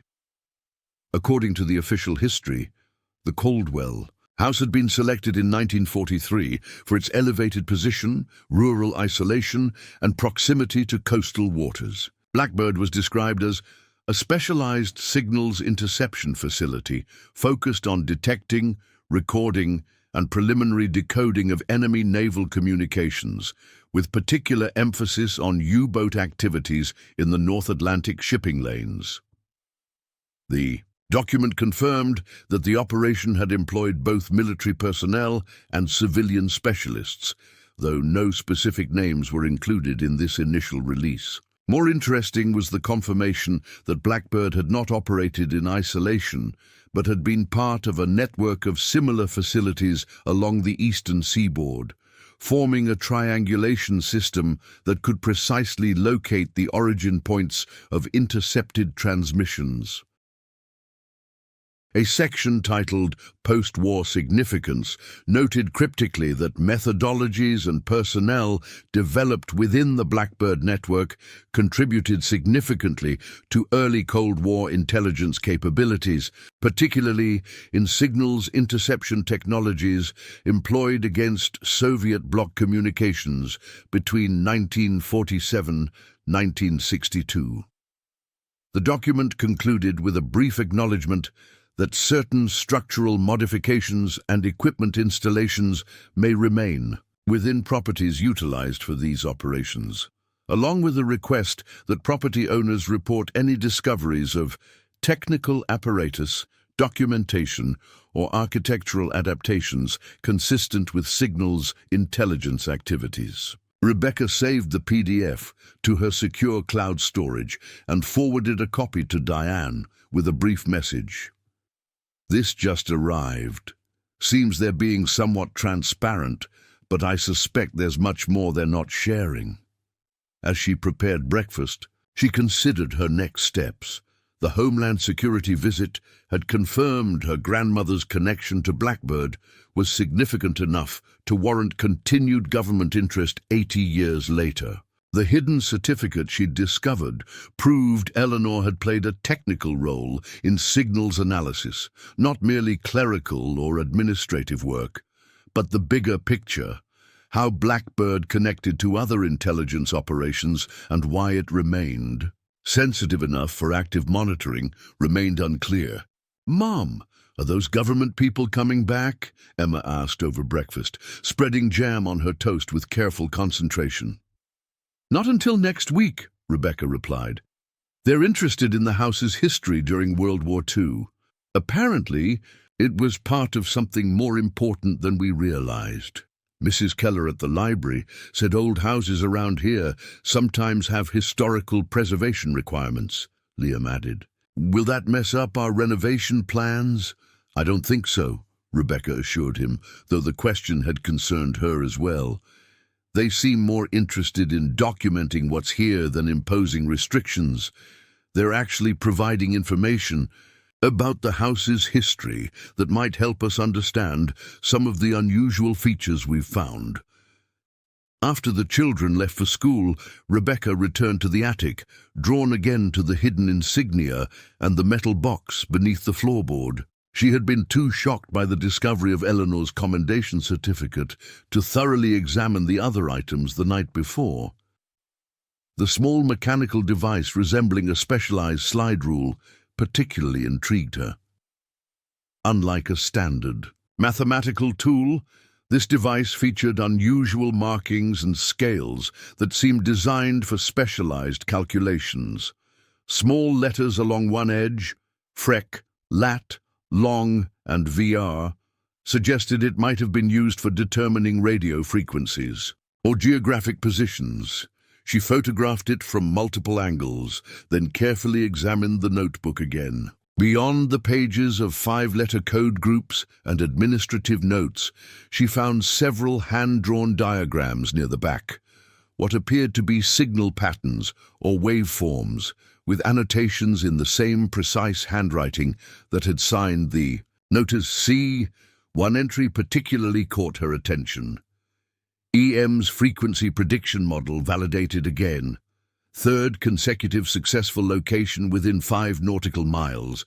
Methodology requires proper documentation for broader implementation. This seemed to reference some technique or system her grandmother had developed for predicting or locating radio transmissions. The note suggested Eleanor hadn't merely been following protocols, but had created innovative approaches that impressed her superiors. Rebecca's phone chimed with a message from Diane. "Interesting document. Mike knows someone who might help. Professor at UVM specializes in W2 intelligence history. Want me to reach out?" An outside expert perspective seemed valuable, especially from someone not associated with the government. Rebecca texted back her approval, then continued examining the attic with fresh eyes, looking for other potential hiding places or modifications. The dormer windows, she noticed, had unusual metal strips embedded in their frames, possibly antenna connections for radio equipment. The floorboards near the north wall showed signs of previous modifications, with slightly different coloration, suggesting they had been removed and replaced at some point. As she was completing her examination, her phone rang with an unknown number. "Ms. Harlow, This is Dr. Alan Fairchild from the University of Vermont History Department. Your friend Diane Miller mentioned you've discovered some historical materials related to World War II intelligence operations.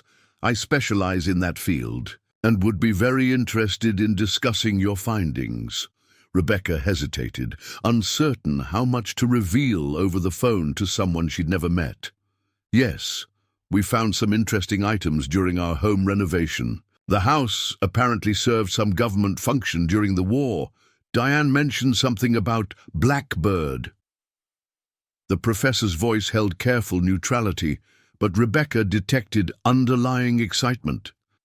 That's right. Does the name mean something? To you?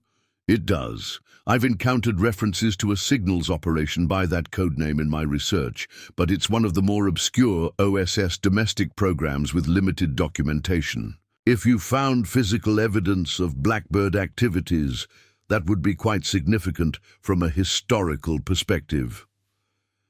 Rebecca decided to proceed cautiously.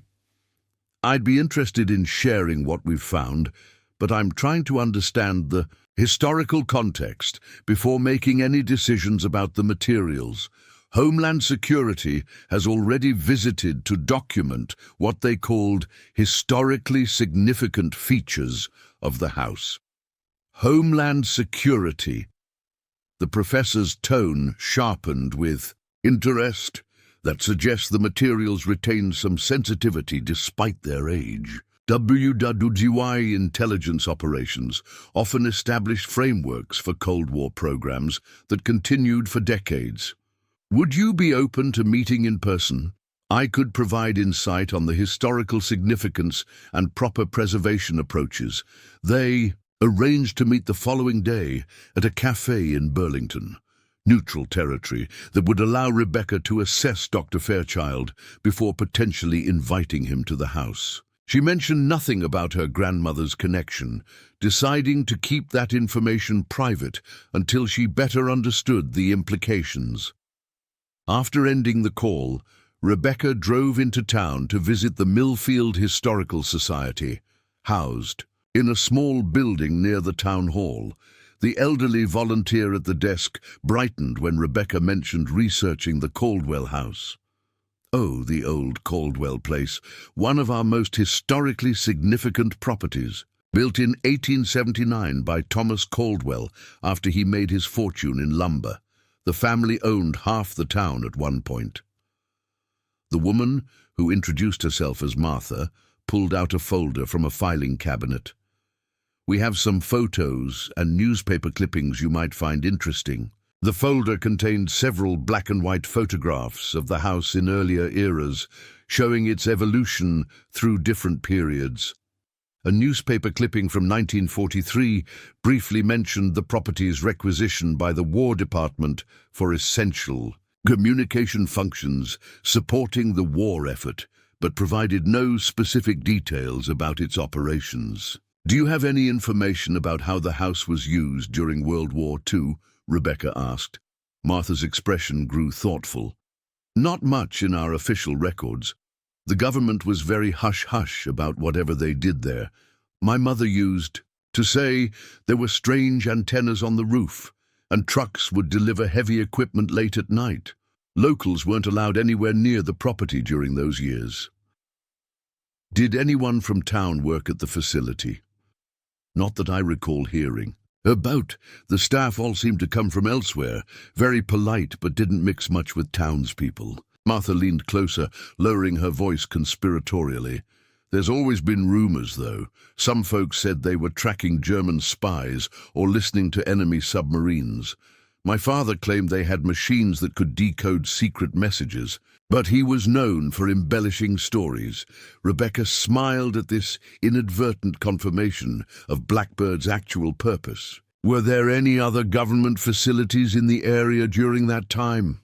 The Whitman estate up on Prospect Hill was taken over around the same time, and I believe there was something at the old lighthouse on Lake Champlain.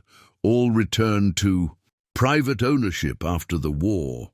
People didn't ask too many questions back then. Everyone just did what they could for the war effort. This information aligned with the document's mention of Blackbird being part of a network of facilities. The strategic positioning made sense.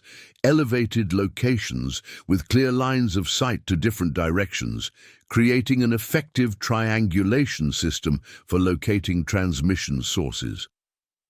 As Rebecca prepared to leave, Martha mentioned something unexpected.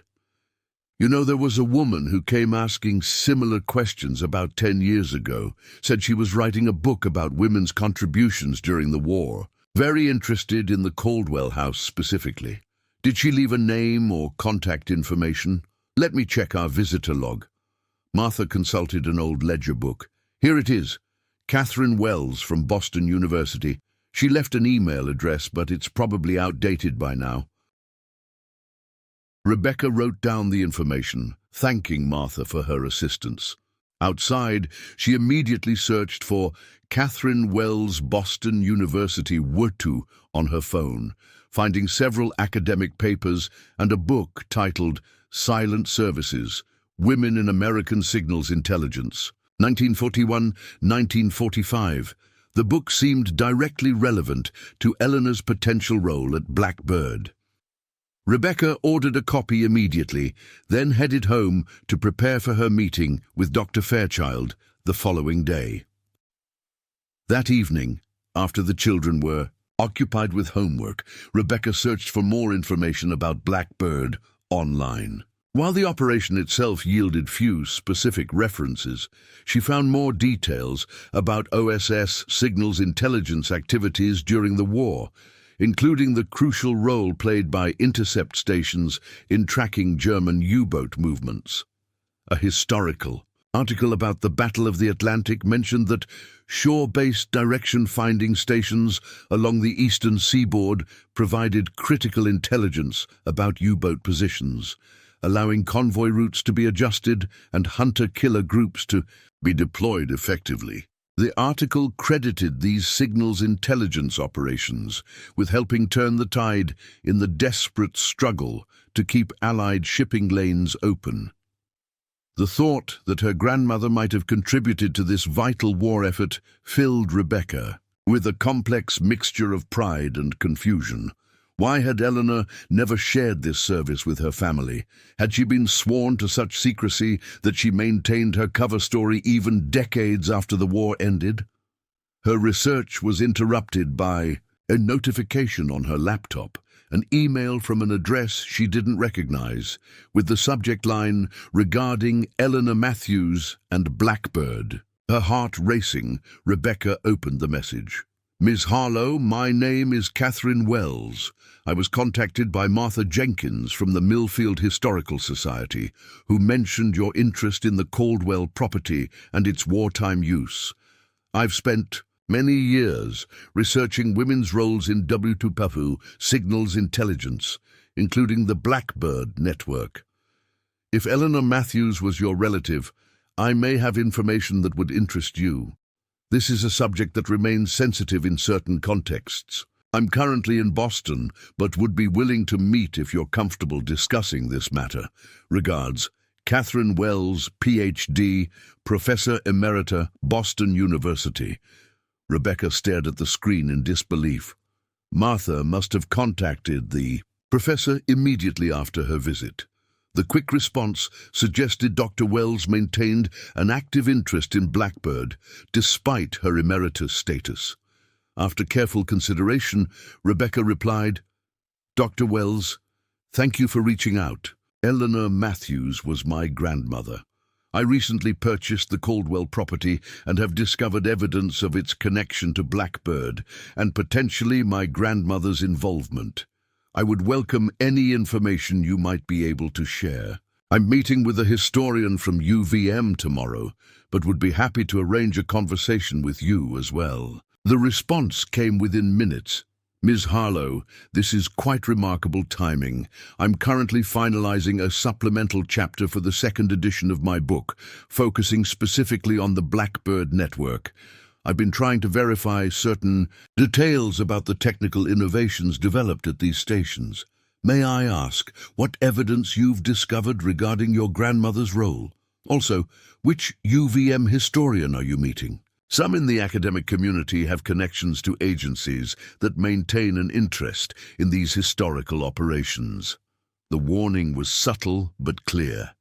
Rebecca replied more cautiously, I found some documents suggesting she worked as a signals analyst rather than a secretary, as family history indicated. The historian is Dr. Alan Fairchild. Do you know him? I know of him. His work is respected, though he consults occasionally for government historical offices. Not unusual in our field, but worth noting. Ms. Harlow, your grandmother's role may have been more significant than you realize. The Blackbird network developed signal analysis techniques that transformed maritime intelligence capabilities. Personnel from these stations were recruited for highly classified Cold War programs, often under deep cover identities. I've spent years piecing together fragments of this history against considerable institutional resistance. Would Thursday be possible for a meeting? I can drive to Vermont, Rebecca confirmed Thursday afternoon, then sat back, processing the implications of this exchange. Two different historians with specialized knowledge of WU-2 intelligence operations had expressed immediate interest in her discovery. Both hinted at ongoing sensitivity surrounding Blackbird despite the decades that had passed. And both seemed to suggest Eleanor's role might have extended beyond the war years, potentially explaining the continued secrecy around her service. The following morning, Rebecca met Dr. Alan Fairchild at the agreed cafe in Burlington. He was older than she'd expected, in his 60s, with silver hair and wire-rimmed glasses that gave him a scholarly appearance. He carried a leather briefcase and greeted her with professional courtesy. Ms. Harlow, thank you for meeting. Diane speaks highly of you. He settled into the chair across from her, ordering coffee before continuing. She mentioned you've purchased the old Caldwell property in Millfield and discovered some historical features during renovation. Rebecca studied him carefully before responding. That's right. The house apparently served as some kind of signals intelligence facility during World War II. We found an insignia hidden in the attic identifying it as Station Blackbird, operated by the OSS SCD between 1943 and 1945. Dr. Fairchild's expression remained professionally interested, but Rebecca noticed his fingers tighten slightly around his coffee cup. That's a significant historical discovery. The Signal Corps division of the OSS operated a network of direction-finding stations along the eastern seaboard, primarily focused on intercepting and locating German U-boat transmissions. These stations played a crucial role in the Battle of the Atlantic, though their operations remained classified for decades after the war. Have you encountered specific references to Blackbird in your research? Only obliquely, he admitted. Most signals intelligence records from that era remained classified well into the 1990s, and some aspects still haven't been fully declassified. Blackbird appears to have been one of the more technically advanced stations possibly involved in early computational approaches to signals analysis rather than just directional tracking. Rebecca decided to test his knowledge further. We also found references to civilian analysts working at the station. Apparently, women played significant roles in the operation.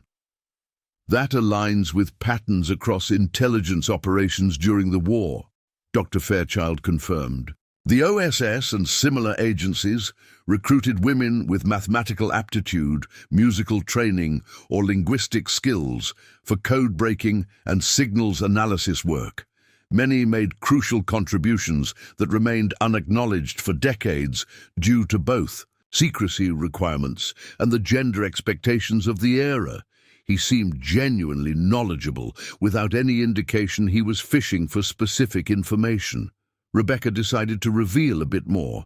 I have reason to believe my grandmother, Eleanor Matthews, may have worked at Station Blackbird during the war. Family history always described her as a secretary in Boston, but I've found evidence suggesting she was actually a signals analyst here in Vermont. Dr. Fairchild's eyebrows rose with scholarly interest. That would be quite remarkable. Many families have similar stories. Relatives whose actual wartime roles remained obscured by cover stories that eventually became the accepted narrative. Have you found specific documentation connecting her to Blackbird? Rebecca described the note addressed to Eleanor, the commendation certificate, and the photograph showing her wearing the Blackbird pin, without mentioning the Homeland Security visit or the hidden items still in the house.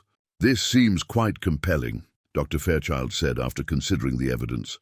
The commendation certificate particularly suggests she made significant technical contributions.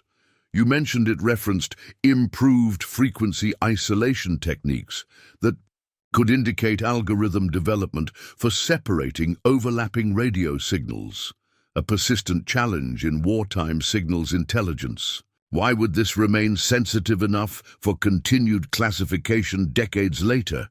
Rebecca asked, watching his reaction closely. Two likely reasons, he replied thoughtfully. First, signals intelligence methodologies tend to evolve rather than be replaced entirely. Techniques developed during World War II often formed the foundation for Cold War systems that continued for decades. Second, personnel from these early programs were frequently recruited for subsequent classified operations, sometimes under established cover identities that required ongoing protection. This aligned with what both Agent Simmons and Dr. Wells had suggested. Rebecca pressed further. You mean my grandmother might have continued intelligence work after the war? That seems hard to believe.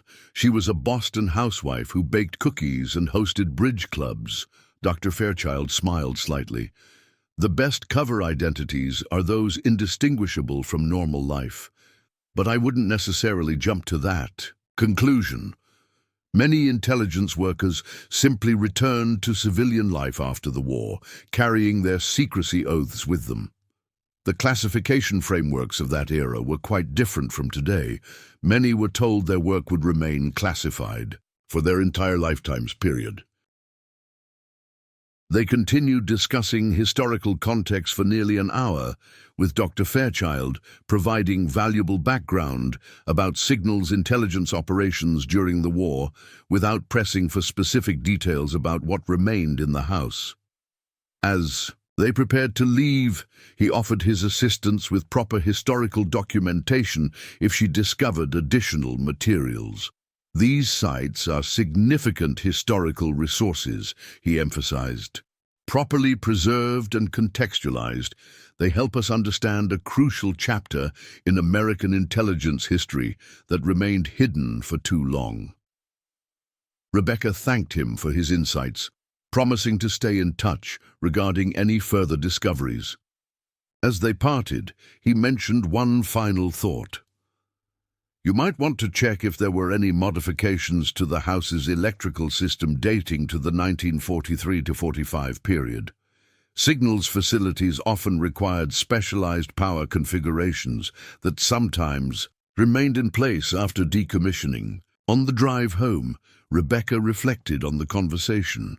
Dr. Fairchild had seemed genuinely knowledgeable and appropriately cautious without the institutional guardedness the Homeland Security agents had displayed. His suggestion about electrical systems offered a practical avenue for further investigation. When she arrived home, Rebecca found Liam and Emma already back from school, unusually excited. "Mom, you got a package!" Emma exclaimed, pointing to a padded envelope on the kitchen counter. "It's from the National Archives." Rebecca examined the official-looking package with surprise. She hadn't requested any materials from the National Archives. The return address showed it had come from a department labeled Special Collections Division, War Records Digitization Project. Opening it carefully, she found a letter and a USB drive in an archival quality case. The letter, on National Archives letterhead, read, "Dear Ms. Harlow, In response to recent interagency communication regarding your property's historical significance, we are providing selected digitized materials from our holdings relating to civilian signals intelligence facilities in the northeastern region during World War II. These materials have been cleared for limited release to property owners of identified historical sites. The enclosed drive contains photographs, technical documentation, and administrative records that may assist in understanding architectural modifications or equipment installations that might remain on your property. These materials are provided for personal historical research only and are not authorized for publication or distribution. Sincerely, Margaret Chen, Associate Director, War Records Digitization Project. Rebecca stared at the letter in confusion. She hadn't requested these materials, and the reference to recent interagency communication suggested this was connected to the Homeland Security visit. Were they providing genuine historical documentation, or was this another approach to monitoring what she discovered in the house? "Can we look at it?" Liam asked, his interest in history overcoming his usual teenage detachment. "Let me review it first," Rebecca replied, taking the drive to her laptop. "It might just be boring administrative records." The drive contained hundreds of files organized in folders labeled by facility code names.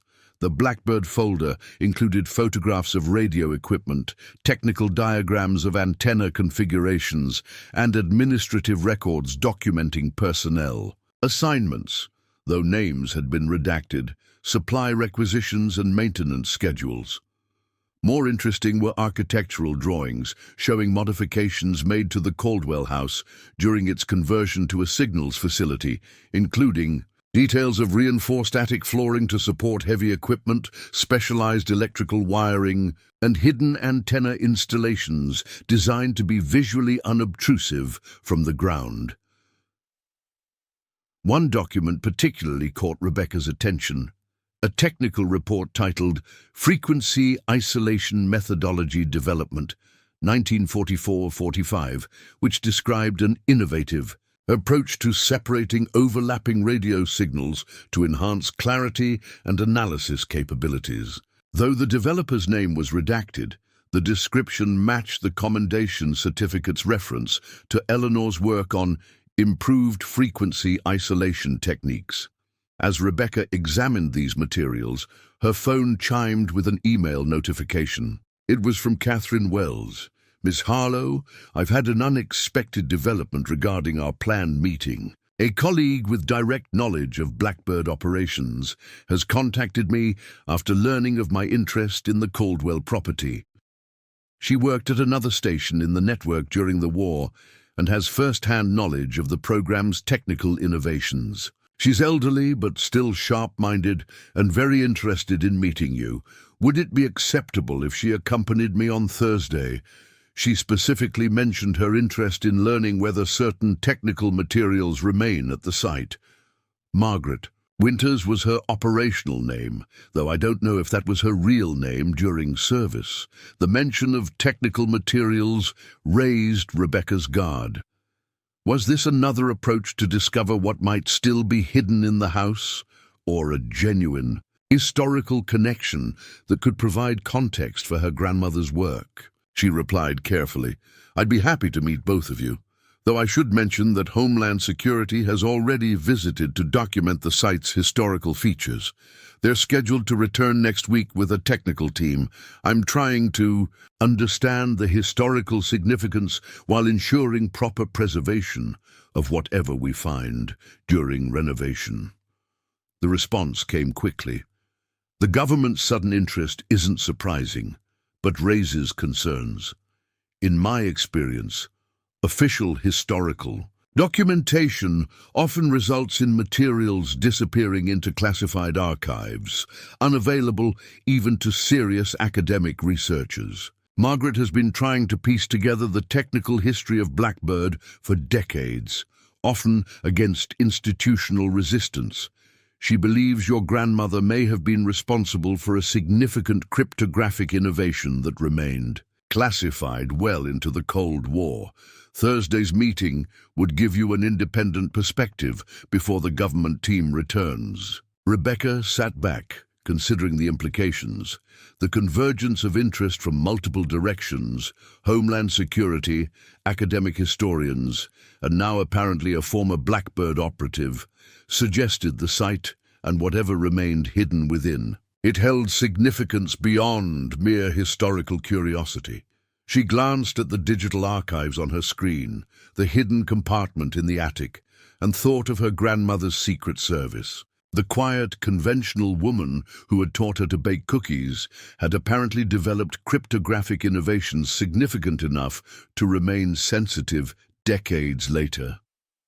The house Rebecca had purchased as a simple renovation project had become a portal into both national intelligence history and her own family's hidden past. As she prepared dinner that evening, Rebecca couldn't shake the feeling that Thursday's meeting might provide crucial context before the government's technical team returned, potentially revealing the true significance of Blackbird and her grandmother's role in its operations before any remaining evidence could be documented, classified, or possibly removed. Thursday morning arrived with a tension that Rebecca couldn't shake. The meeting with Professor Catherine Wells and the mysterious Margaret Winters, possibly a former Blackbird operative, loomed in her mind as she prepared breakfast for the children. The technical assessment team from Homeland Security would arrive in 5 days, potentially changing whatever historical materials remained in the house forever. "You seem distracted, Mom," Liam observed, pouring milk over his cereal. "Is something wrong with the renovation?" Rebecca forced a smile. "Just a busy day ahead. I'm meeting with some historians who are interested in the house's wartime history." "Because of the bird symbol we found?" Emma asked. Her interest immediately piqued. "Yes. Apparently, it was more significant than we realized." Rebecca hesitated, then decided the children deserved to know something of their family connection. "I've found evidence that your great-grandmother Eleanor might have worked here during the war, not in Boston as we always thought." Both children looked up with surprise. "Great-grandma Eleanor was a spy?" Emma asked with characteristic dramatic flair. "Not a spy," Rebecca corrected, "but possibly a signals analyst, someone who helped track enemy submarines by intercepting their radio transmissions. It's quite remarkable, actually. Women rarely received credit for technical contributions during that era." "Why would she keep it secret all those years?" Liam asked, displaying the practical reasoning that often reminded Rebecca of herself. "That's one of the things I'm hoping to understand," she replied honestly. "People who worked in intelligence operations signed strict secrecy oaths. Some felt bound by those promises their entire lives." After the children left for school, Rebecca spent the morning organizing all she had discovered: the photographs of the hidden insignia, the certificate of commendation, the encoded notebook entries, and the materials provided by Homeland Security. She created a digital timeline linking these findings with the historical context she had pieced together from her research, Dr. Fairchild's insights, and the official documentation. At noon, she received a text from Dr. Wells. "We're about an hour away. Margaret is quite excited but tires easily at 97. Would it be possible to meet at your home rather than a public location? She's specifically interested in seeing the Blackbird installation, if anything remains." Rebecca had planned to meet at a neutral location first, but the mention of Margaret's age softened her caution. A 97-year-old woman who had served during the war deserved some accommodation. She texted back her address with directions. Diane arrived 30 minutes later, insisting on being present for the meeting. "You need a witness for whatever this is," she said firmly. "Mike wanted to come too, but I told him that might be too intimidating for your visitors." "I appreciate it," Rebecca replied, genuinely grateful for her friend's support. I don't think there's any danger, but having someone else here makes me more comfortable.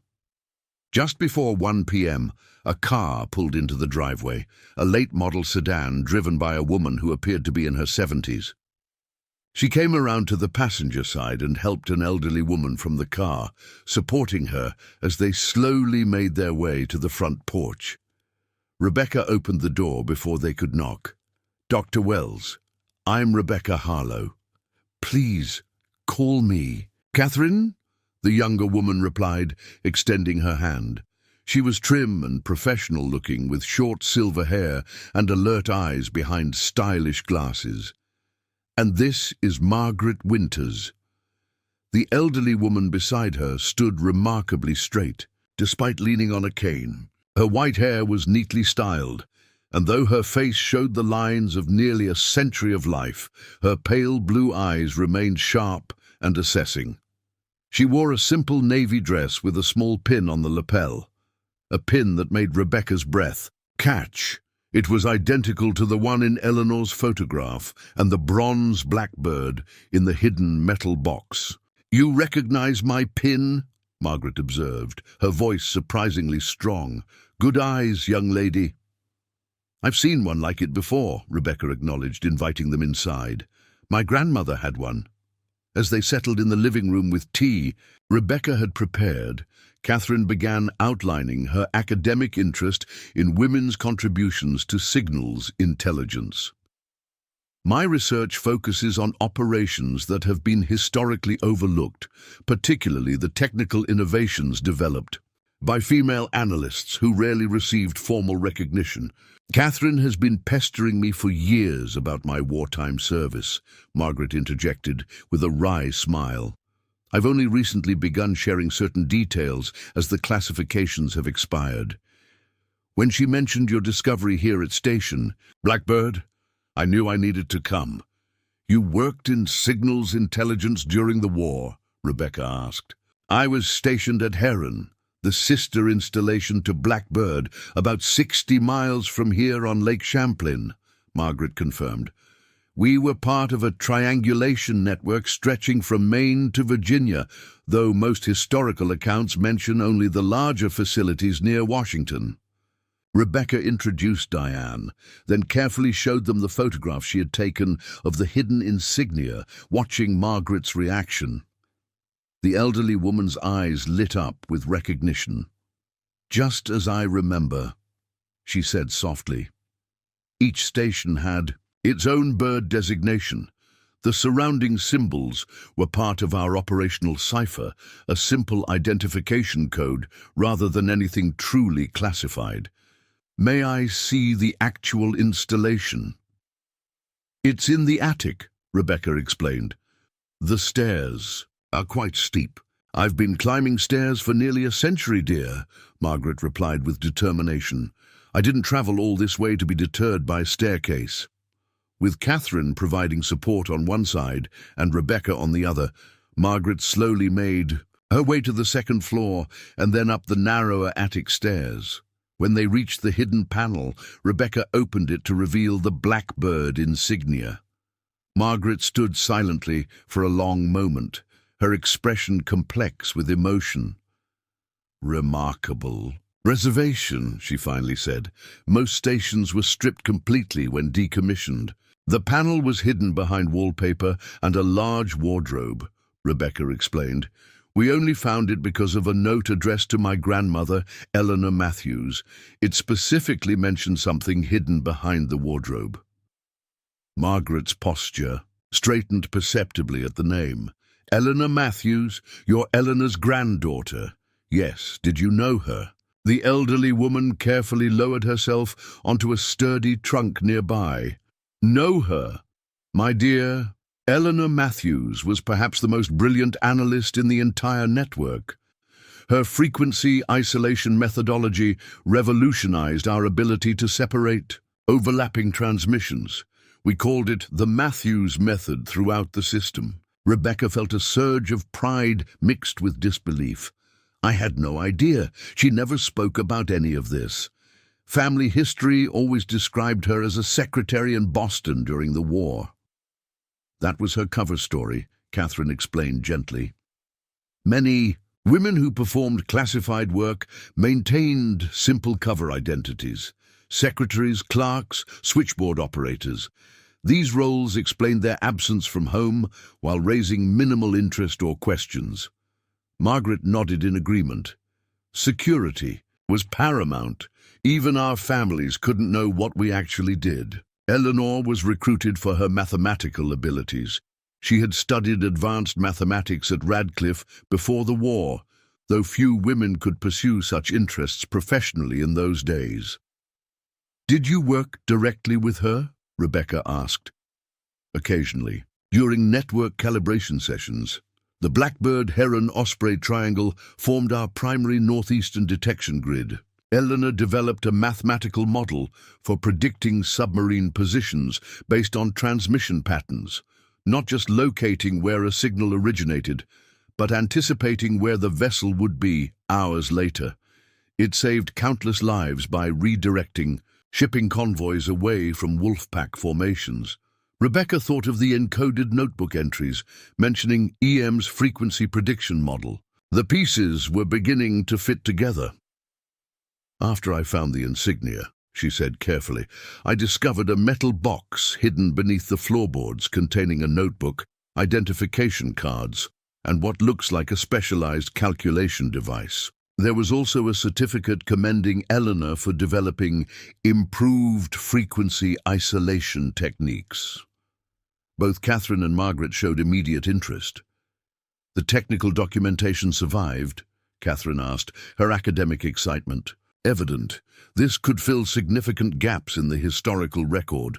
May we see these items?" Margaret requested. "After all these decades, surely they've exceeded any reasonable classification timeline."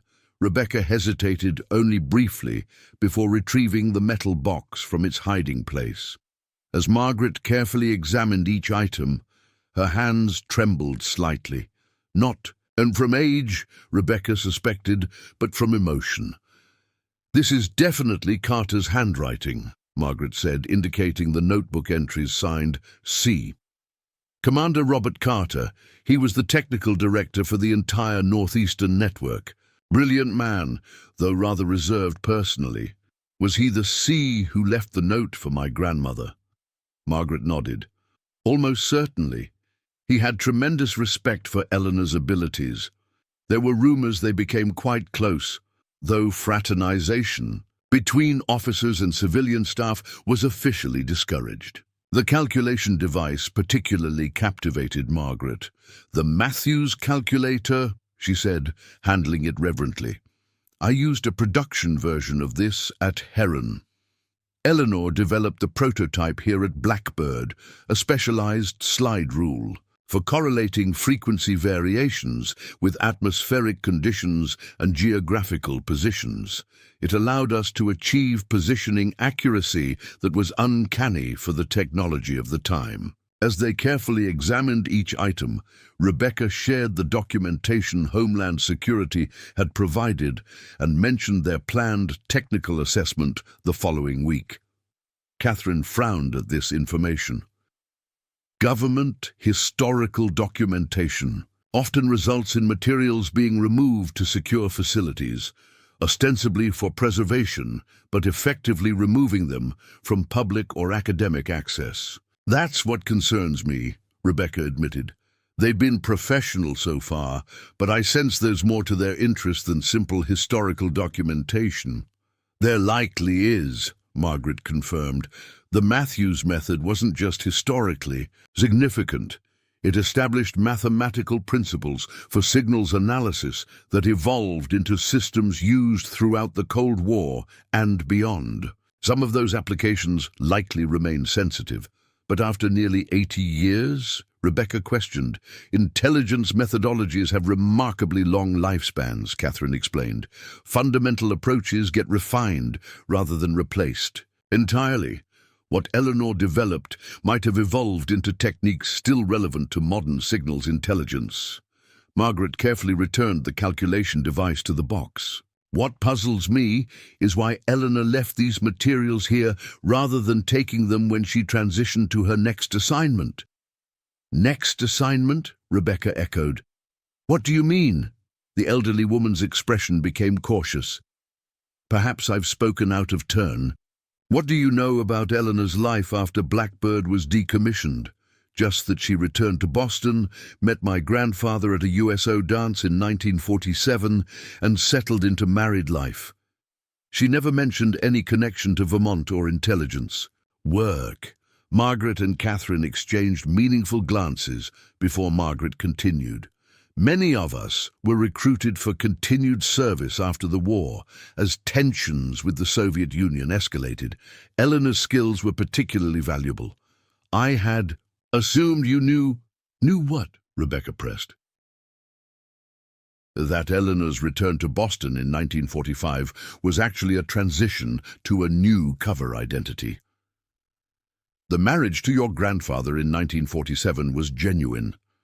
Love still happens in our line of work, but her secretarial position continued to serve as cover for ongoing intelligence consulting.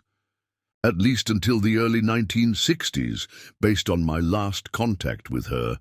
Rebecca sat back, stunned by this revelation.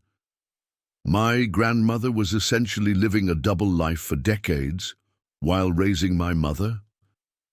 Many of us did, Margaret said gently. It was a different era. The line between peacetime and wartime blurred during the Cold War. Those of us with specialized skills were considered national assets too valuable to simply return to conventional civilian life. The perfect cover was a normal life, Catherine added. Women who appeared to be traditional housewives raised minimal suspicion, even when they occasionally traveled for family visits or continuing education courses that were actually operational. Briefings or technical consultations. Rebecca thought of her proper, conventional grandmother who had taught her to bake cookies and maintain a spotless home, while apparently harboring the secret of a parallel career in classified intelligence. Work. But why maintain the secrecy even within the family? My mother never knew any of this.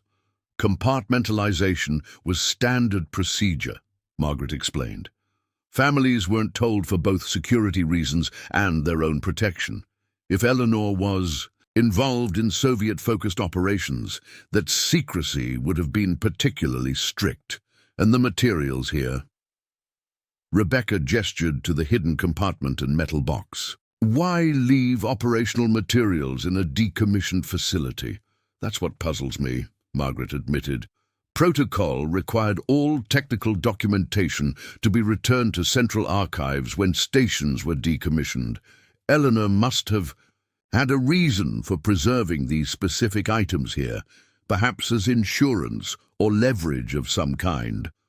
Or anticipating their historical significance, Catherine suggested. Some of us recognized even then that women's contributions would likely be minimized or forgotten in official histories. As they carefully returned the items to their hiding places, Margaret noticed something Rebecca had overlooked, a small irregularity in the wooden framing around one of the dormer windows. There's something here, she said, running her fingers along what appeared to be a seam in the wooden molding. With precise pressure in exactly the right spot, a small section popped open, revealing another hidden compartment containing a sealed envelope. How did you know that was there? Rebecca asked in amazement. Standard configuration for emergency document storage across all stations, Margaret replied. Hidden in plain sight, but accessible only if you knew exactly where to press. The envelope, addressed simply "for after," had never been opened. The seal, though yellowed with age, remained intact. Rebecca carefully opened it, finding a single handwritten letter inside. To whoever discovers this record, if you are reading this, Blackbird has long since fallen silent, though the work we began here continues in ways we can only imagine. I've left this account separate from official documentation in hopes that someday the true history of what we accomplished might be known. The methodologies developed here between 1943 and 1945 transformed our understanding of signals intelligence, particularly through what colleagues generously termed the Matthews method, a mathematical approach to isolating and predicting patterns within seemingly random transmissions. What began as a technique for tracking U-boats evolved into something far more significant as international tensions shifted from one adversary to another. Those of us who continued service beyond the official war years made a difficult bargain: normalcy and recognition sacrificed for work that could never be acknowledged. Some days I question whether the price was too high, particularly as I watch my daughter grow up unable to know this part of her mother's life. I leave these records not out of disloyalty to my oaths, but out of loyalty to history itself. Someday, when classifications expire and the world has moved beyond the tensions that necessitate our silence, I hope the contribution of the women of Blackbird, Heron, Osprey, and sister stations will be recognized. We served not as clerical accessories, but as essential innovators whose work saved lives and shaped intelligence paradigms that would outlast us all. If you are family discovering this legacy, know that the secrecy was never from lack of trust, but from commitment to principles larger than ourselves. If you are a historian piecing together this chapter, please ensure that the women who calculated, analyzed, and innovated alongside their male colleagues receive their rightful place in the narrative. The frequency still resonates, though the transmission has ended. Eleanor Matthews, Carter, March 1962. Rebecca looked up from the letter in shock. Carter. She signed it Eleanor Matthews Carter. Margaret's expression softened with understanding. So it was true. The rumors about Eleanor and Commander Carter weren't just station gossip. They must have married sometime after her official marriage ended. But my grandparents remained married until my grandfather's death in 1982, Rebecca objected. Eleanor never remarried. On paper, perhaps, Catherine suggested gently. But intelligence operatives often maintained multiple identities with different legal statuses. Your mother knew the Eleanor Matthews who was married to your grandfather. But there may have been another legal identity, Eleanor Carter, who existed for operational purposes.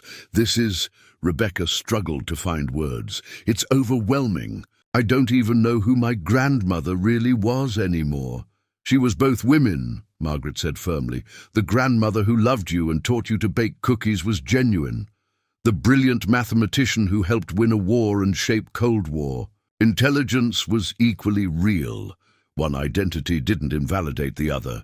They were different facets of an extraordinary woman who lived in an era that rarely allowed women to be recognized for their intellectual contributions. As they carefully returned to the main floor, Rebecca's mind raced with implications. The Eleanor she had known had been real but incomplete. A partial view of a complex woman whose life had encompassed far more than family history had acknowledged. In the living room, Margaret settled onto the sofa, visibly tired but intellectually animated by their discoveries. The question now becomes what to do with these materials before the government assessment team arrives.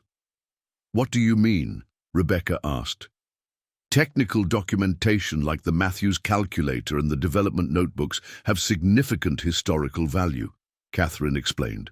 If government representatives remove these items for security review, they might disappear into classified archives for another 50 years, yet they're crucial primary sources for understanding women's contributions to signals intelligence.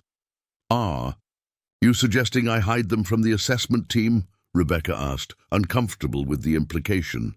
Not hide, Margaret clarified, but perhaps ensure independent documentation and proper historical preservation. Catherine has connections with the Smithsonian's Women in American Intelligence exhibit. They could create high-quality digital archival records of these materials before any potential removal. The government team is coming on Tuesday, Rebecca said. That's only 5 days from now. My car is essentially a mobile digitization lab, Catherine replied with a smile. I've spent decades documenting fragile intelligence materials before. They disappear into government archives. With your permission, I could create museum-quality scans of everything today, ensuring the historical record is preserved regardless of what happens next week. Rebecca considered this suggestion carefully. I want to do what's right for historical preservation, but I also don't want to violate any laws or regulations. You're the legal owner of these materials, Catherine pointed out. They were left in your property, apparently deliberately, by your grandmother. Documenting them for historical research before a government assessment is perfectly reasonable, especially given Eleanor's explicit wish that women's contributions be properly recognized. After careful consideration, Rebecca agreed to let Catherine document the materials with her specialized equipment. For the next several hours, they carefully photographed, scanned, and catalogued each item: the hidden insignia, the calculation device, the encoded notebooks, and Eleanor's letter. Catherine recorded Margaret's expert commentary, identifying the purpose and significance of each component, creating a comprehensive historical record. As Catherine worked, Margaret shared stories of the Blackbird network's operations, painting a vivid picture of young women using their mathematical skills to track enemy movements and save Allied ships during the desperate Battle of the Atlantic. We were essentially human computers, she explained.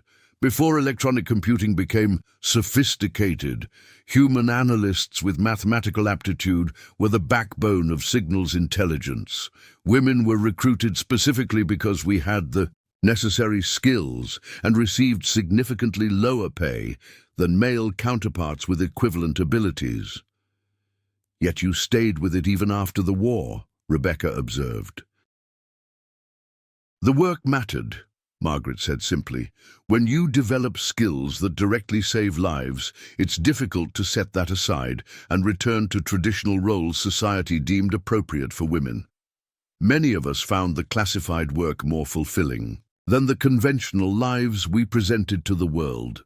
By late afternoon, Catherine had completed thorough documentation of all materials, storing multiple copies on encrypted drives. These will be securely archived with the Smithsonian's Intelligence History Project, she assured Rebecca. With appropriate classification reviews, they'll eventually become available to researchers studying women's contributions to intelligence history. As they prepared to leave, Margaret took Rebecca's hands in her own. Your grandmother was exceptional, both as an analyst and as a woman navigating an era that rarely acknowledged female intellectual contributions. Whatever the government team says next week, remember that Eleanor's legacy isn't theirs to control. It belongs to history, to women's rightful place in intelligence narratives, and most personally, to you and your children. Will you tell my mother about this? Rebecca asked. She deserves to know who her mother really was. When you're ready, Margaret advised. Such revelations can be disorienting. Give yourself time to process the complexity first. Catherine provided Rebecca with contact information for the Smithsonian curator and promised to send copies of the secure digital archives once they were properly processed. Whatever happens with the physical materials, the historical record is now preserved. Eleanor would be pleased. After they departed, Rebecca sat in the quiet house, surrounded by walls that had witnessed an extraordinary chapter of history she had never suspected. Her simple renovation project had uncovered not just a forgotten wartime operation, but a hidden dimension of her own family history. A grandmother whose brilliance and service had remained concealed for decades behind the conventional facade of a Boston housewife. When the children returned from school, she shared a carefully edited version of what she had learned, that their great-grandmother had been a mathematician who helped track enemy submarines during the war, saving countless lives through her innovative approaches. That's way cooler than being a secretary, Emma declared. immediately connecting with the revelation of female technical achievement in an era when such contributions were rarely acknowledged. "Why didn't she ever tell anyone?" Liam asked, displaying the practical curiosity that Rebecca increasingly valued. "She made promises to keep certain aspects of her work secret," Rebecca explained. "People took those promises very seriously in her generation. Even from family," Emma pressed. "Sometimes protecting the people you love means they can't know everything about you," Rebecca replied, thinking of the complex balance Eleanor had maintained between her classified work and family life. "But it doesn't mean she wasn't exactly who we knew, just that there were other parts of her life we didn't see." That evening, Rebecca called her mother, sharing selected aspects of their discoveries: the hidden insignia, Eleanor's mathematical contributions, and the commendation for her technical innovations. She omitted the most complicated revelations about potential second identities and ongoing Cold War work, deciding those conversations could wait until she better understood the full implications. "I always sensed there was more to Mom than she revealed," her mother said after a long silence. "There were unexplained absences throughout my childhood, weekend conferences or visiting old friends that never quite aligned with the life she otherwise presented. But I never imagined anything like this." "Are you upset about the secrecy?" Rebecca asked. "Strangely, no. It actually explains so much: her insistence on my mathematical education, her unusual interest in international news, her occasional unexplained phone calls that would leave her distracted for days. I just wish I could tell her how proud I am now that I understand." The weekend passed in continued renovation work alongside careful preparation for the government assessment team.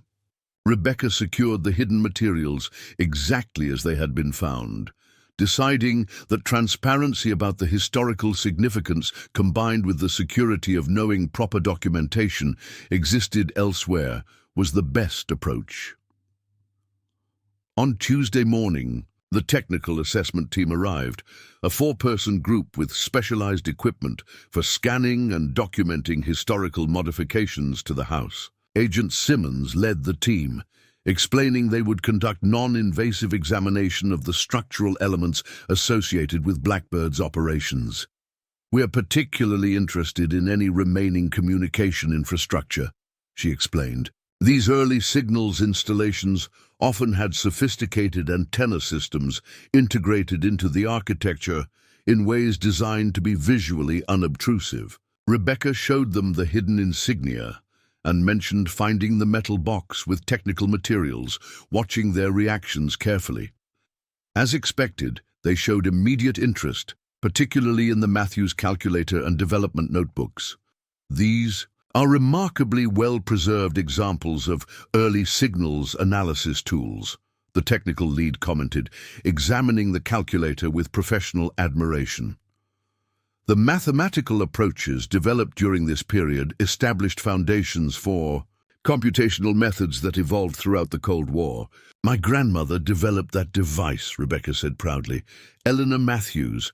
I've since learned she was a mathematician who created innovative frequency isolation techniques while working here."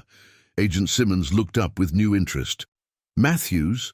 That name appears in several classified histories of signals intelligence methodology. We weren't aware of any family connection to the property's current ownership." "Neither was I until recently," Rebecca replied honestly. "She never spoke about this work during her lifetime. I'm still piecing together her contributions through historical documentation." The assessment team conducted thorough documentation of all materials, scanning the insignia, photographing the calculation device from multiple angles, and creating digital copies of selected notebook pages. They discovered additional modifications throughout the house: hidden antenna connection points, specialized grounding systems for sensitive equipment, and reinforced areas that had once supported heavy signal processing machinery.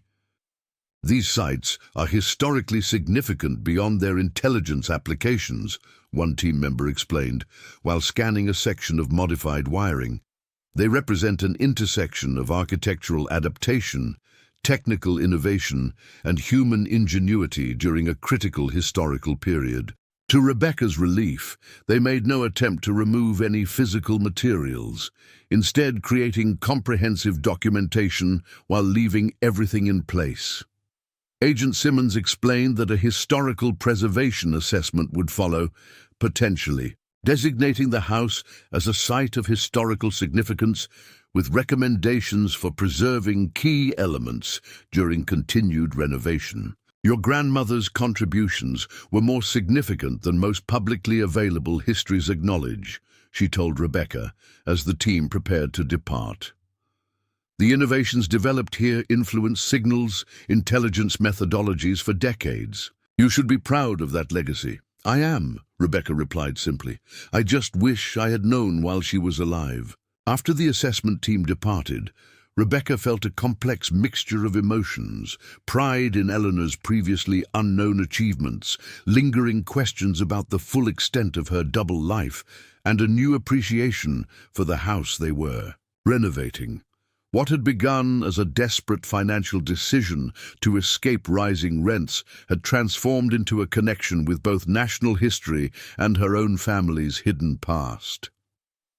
That evening, as the children helped prepare dinner in their partially renovated kitchen, Rebecca found herself looking at the house with new eyes. The walls that had initially represented only daunting repair challenges now held the echoes of Eleanor's groundbreaking work, of technical innovations that had helped win a war and shape the intelligence approaches that followed. "I've been thinking," she said as they sat down to eat, "what if we preserved the hidden insignia rather than covering it up during renovation? Maybe create a small display that honors what happened here, including Great-Grandma Eleanor's contributions." "Like our own private museum?" Emma asked enthusiastically. "Something like that, a way to acknowledge this unexpected history we've discovered." "The government people said other houses in the network were modified similarly," Liam noted. "Maybe we could connect with those other locations somehow. Create a historical trail or something." The suggestion surprised Rebecca. It was the first time Liam had shown genuine enthusiasm for the house beyond practical renovation concerns.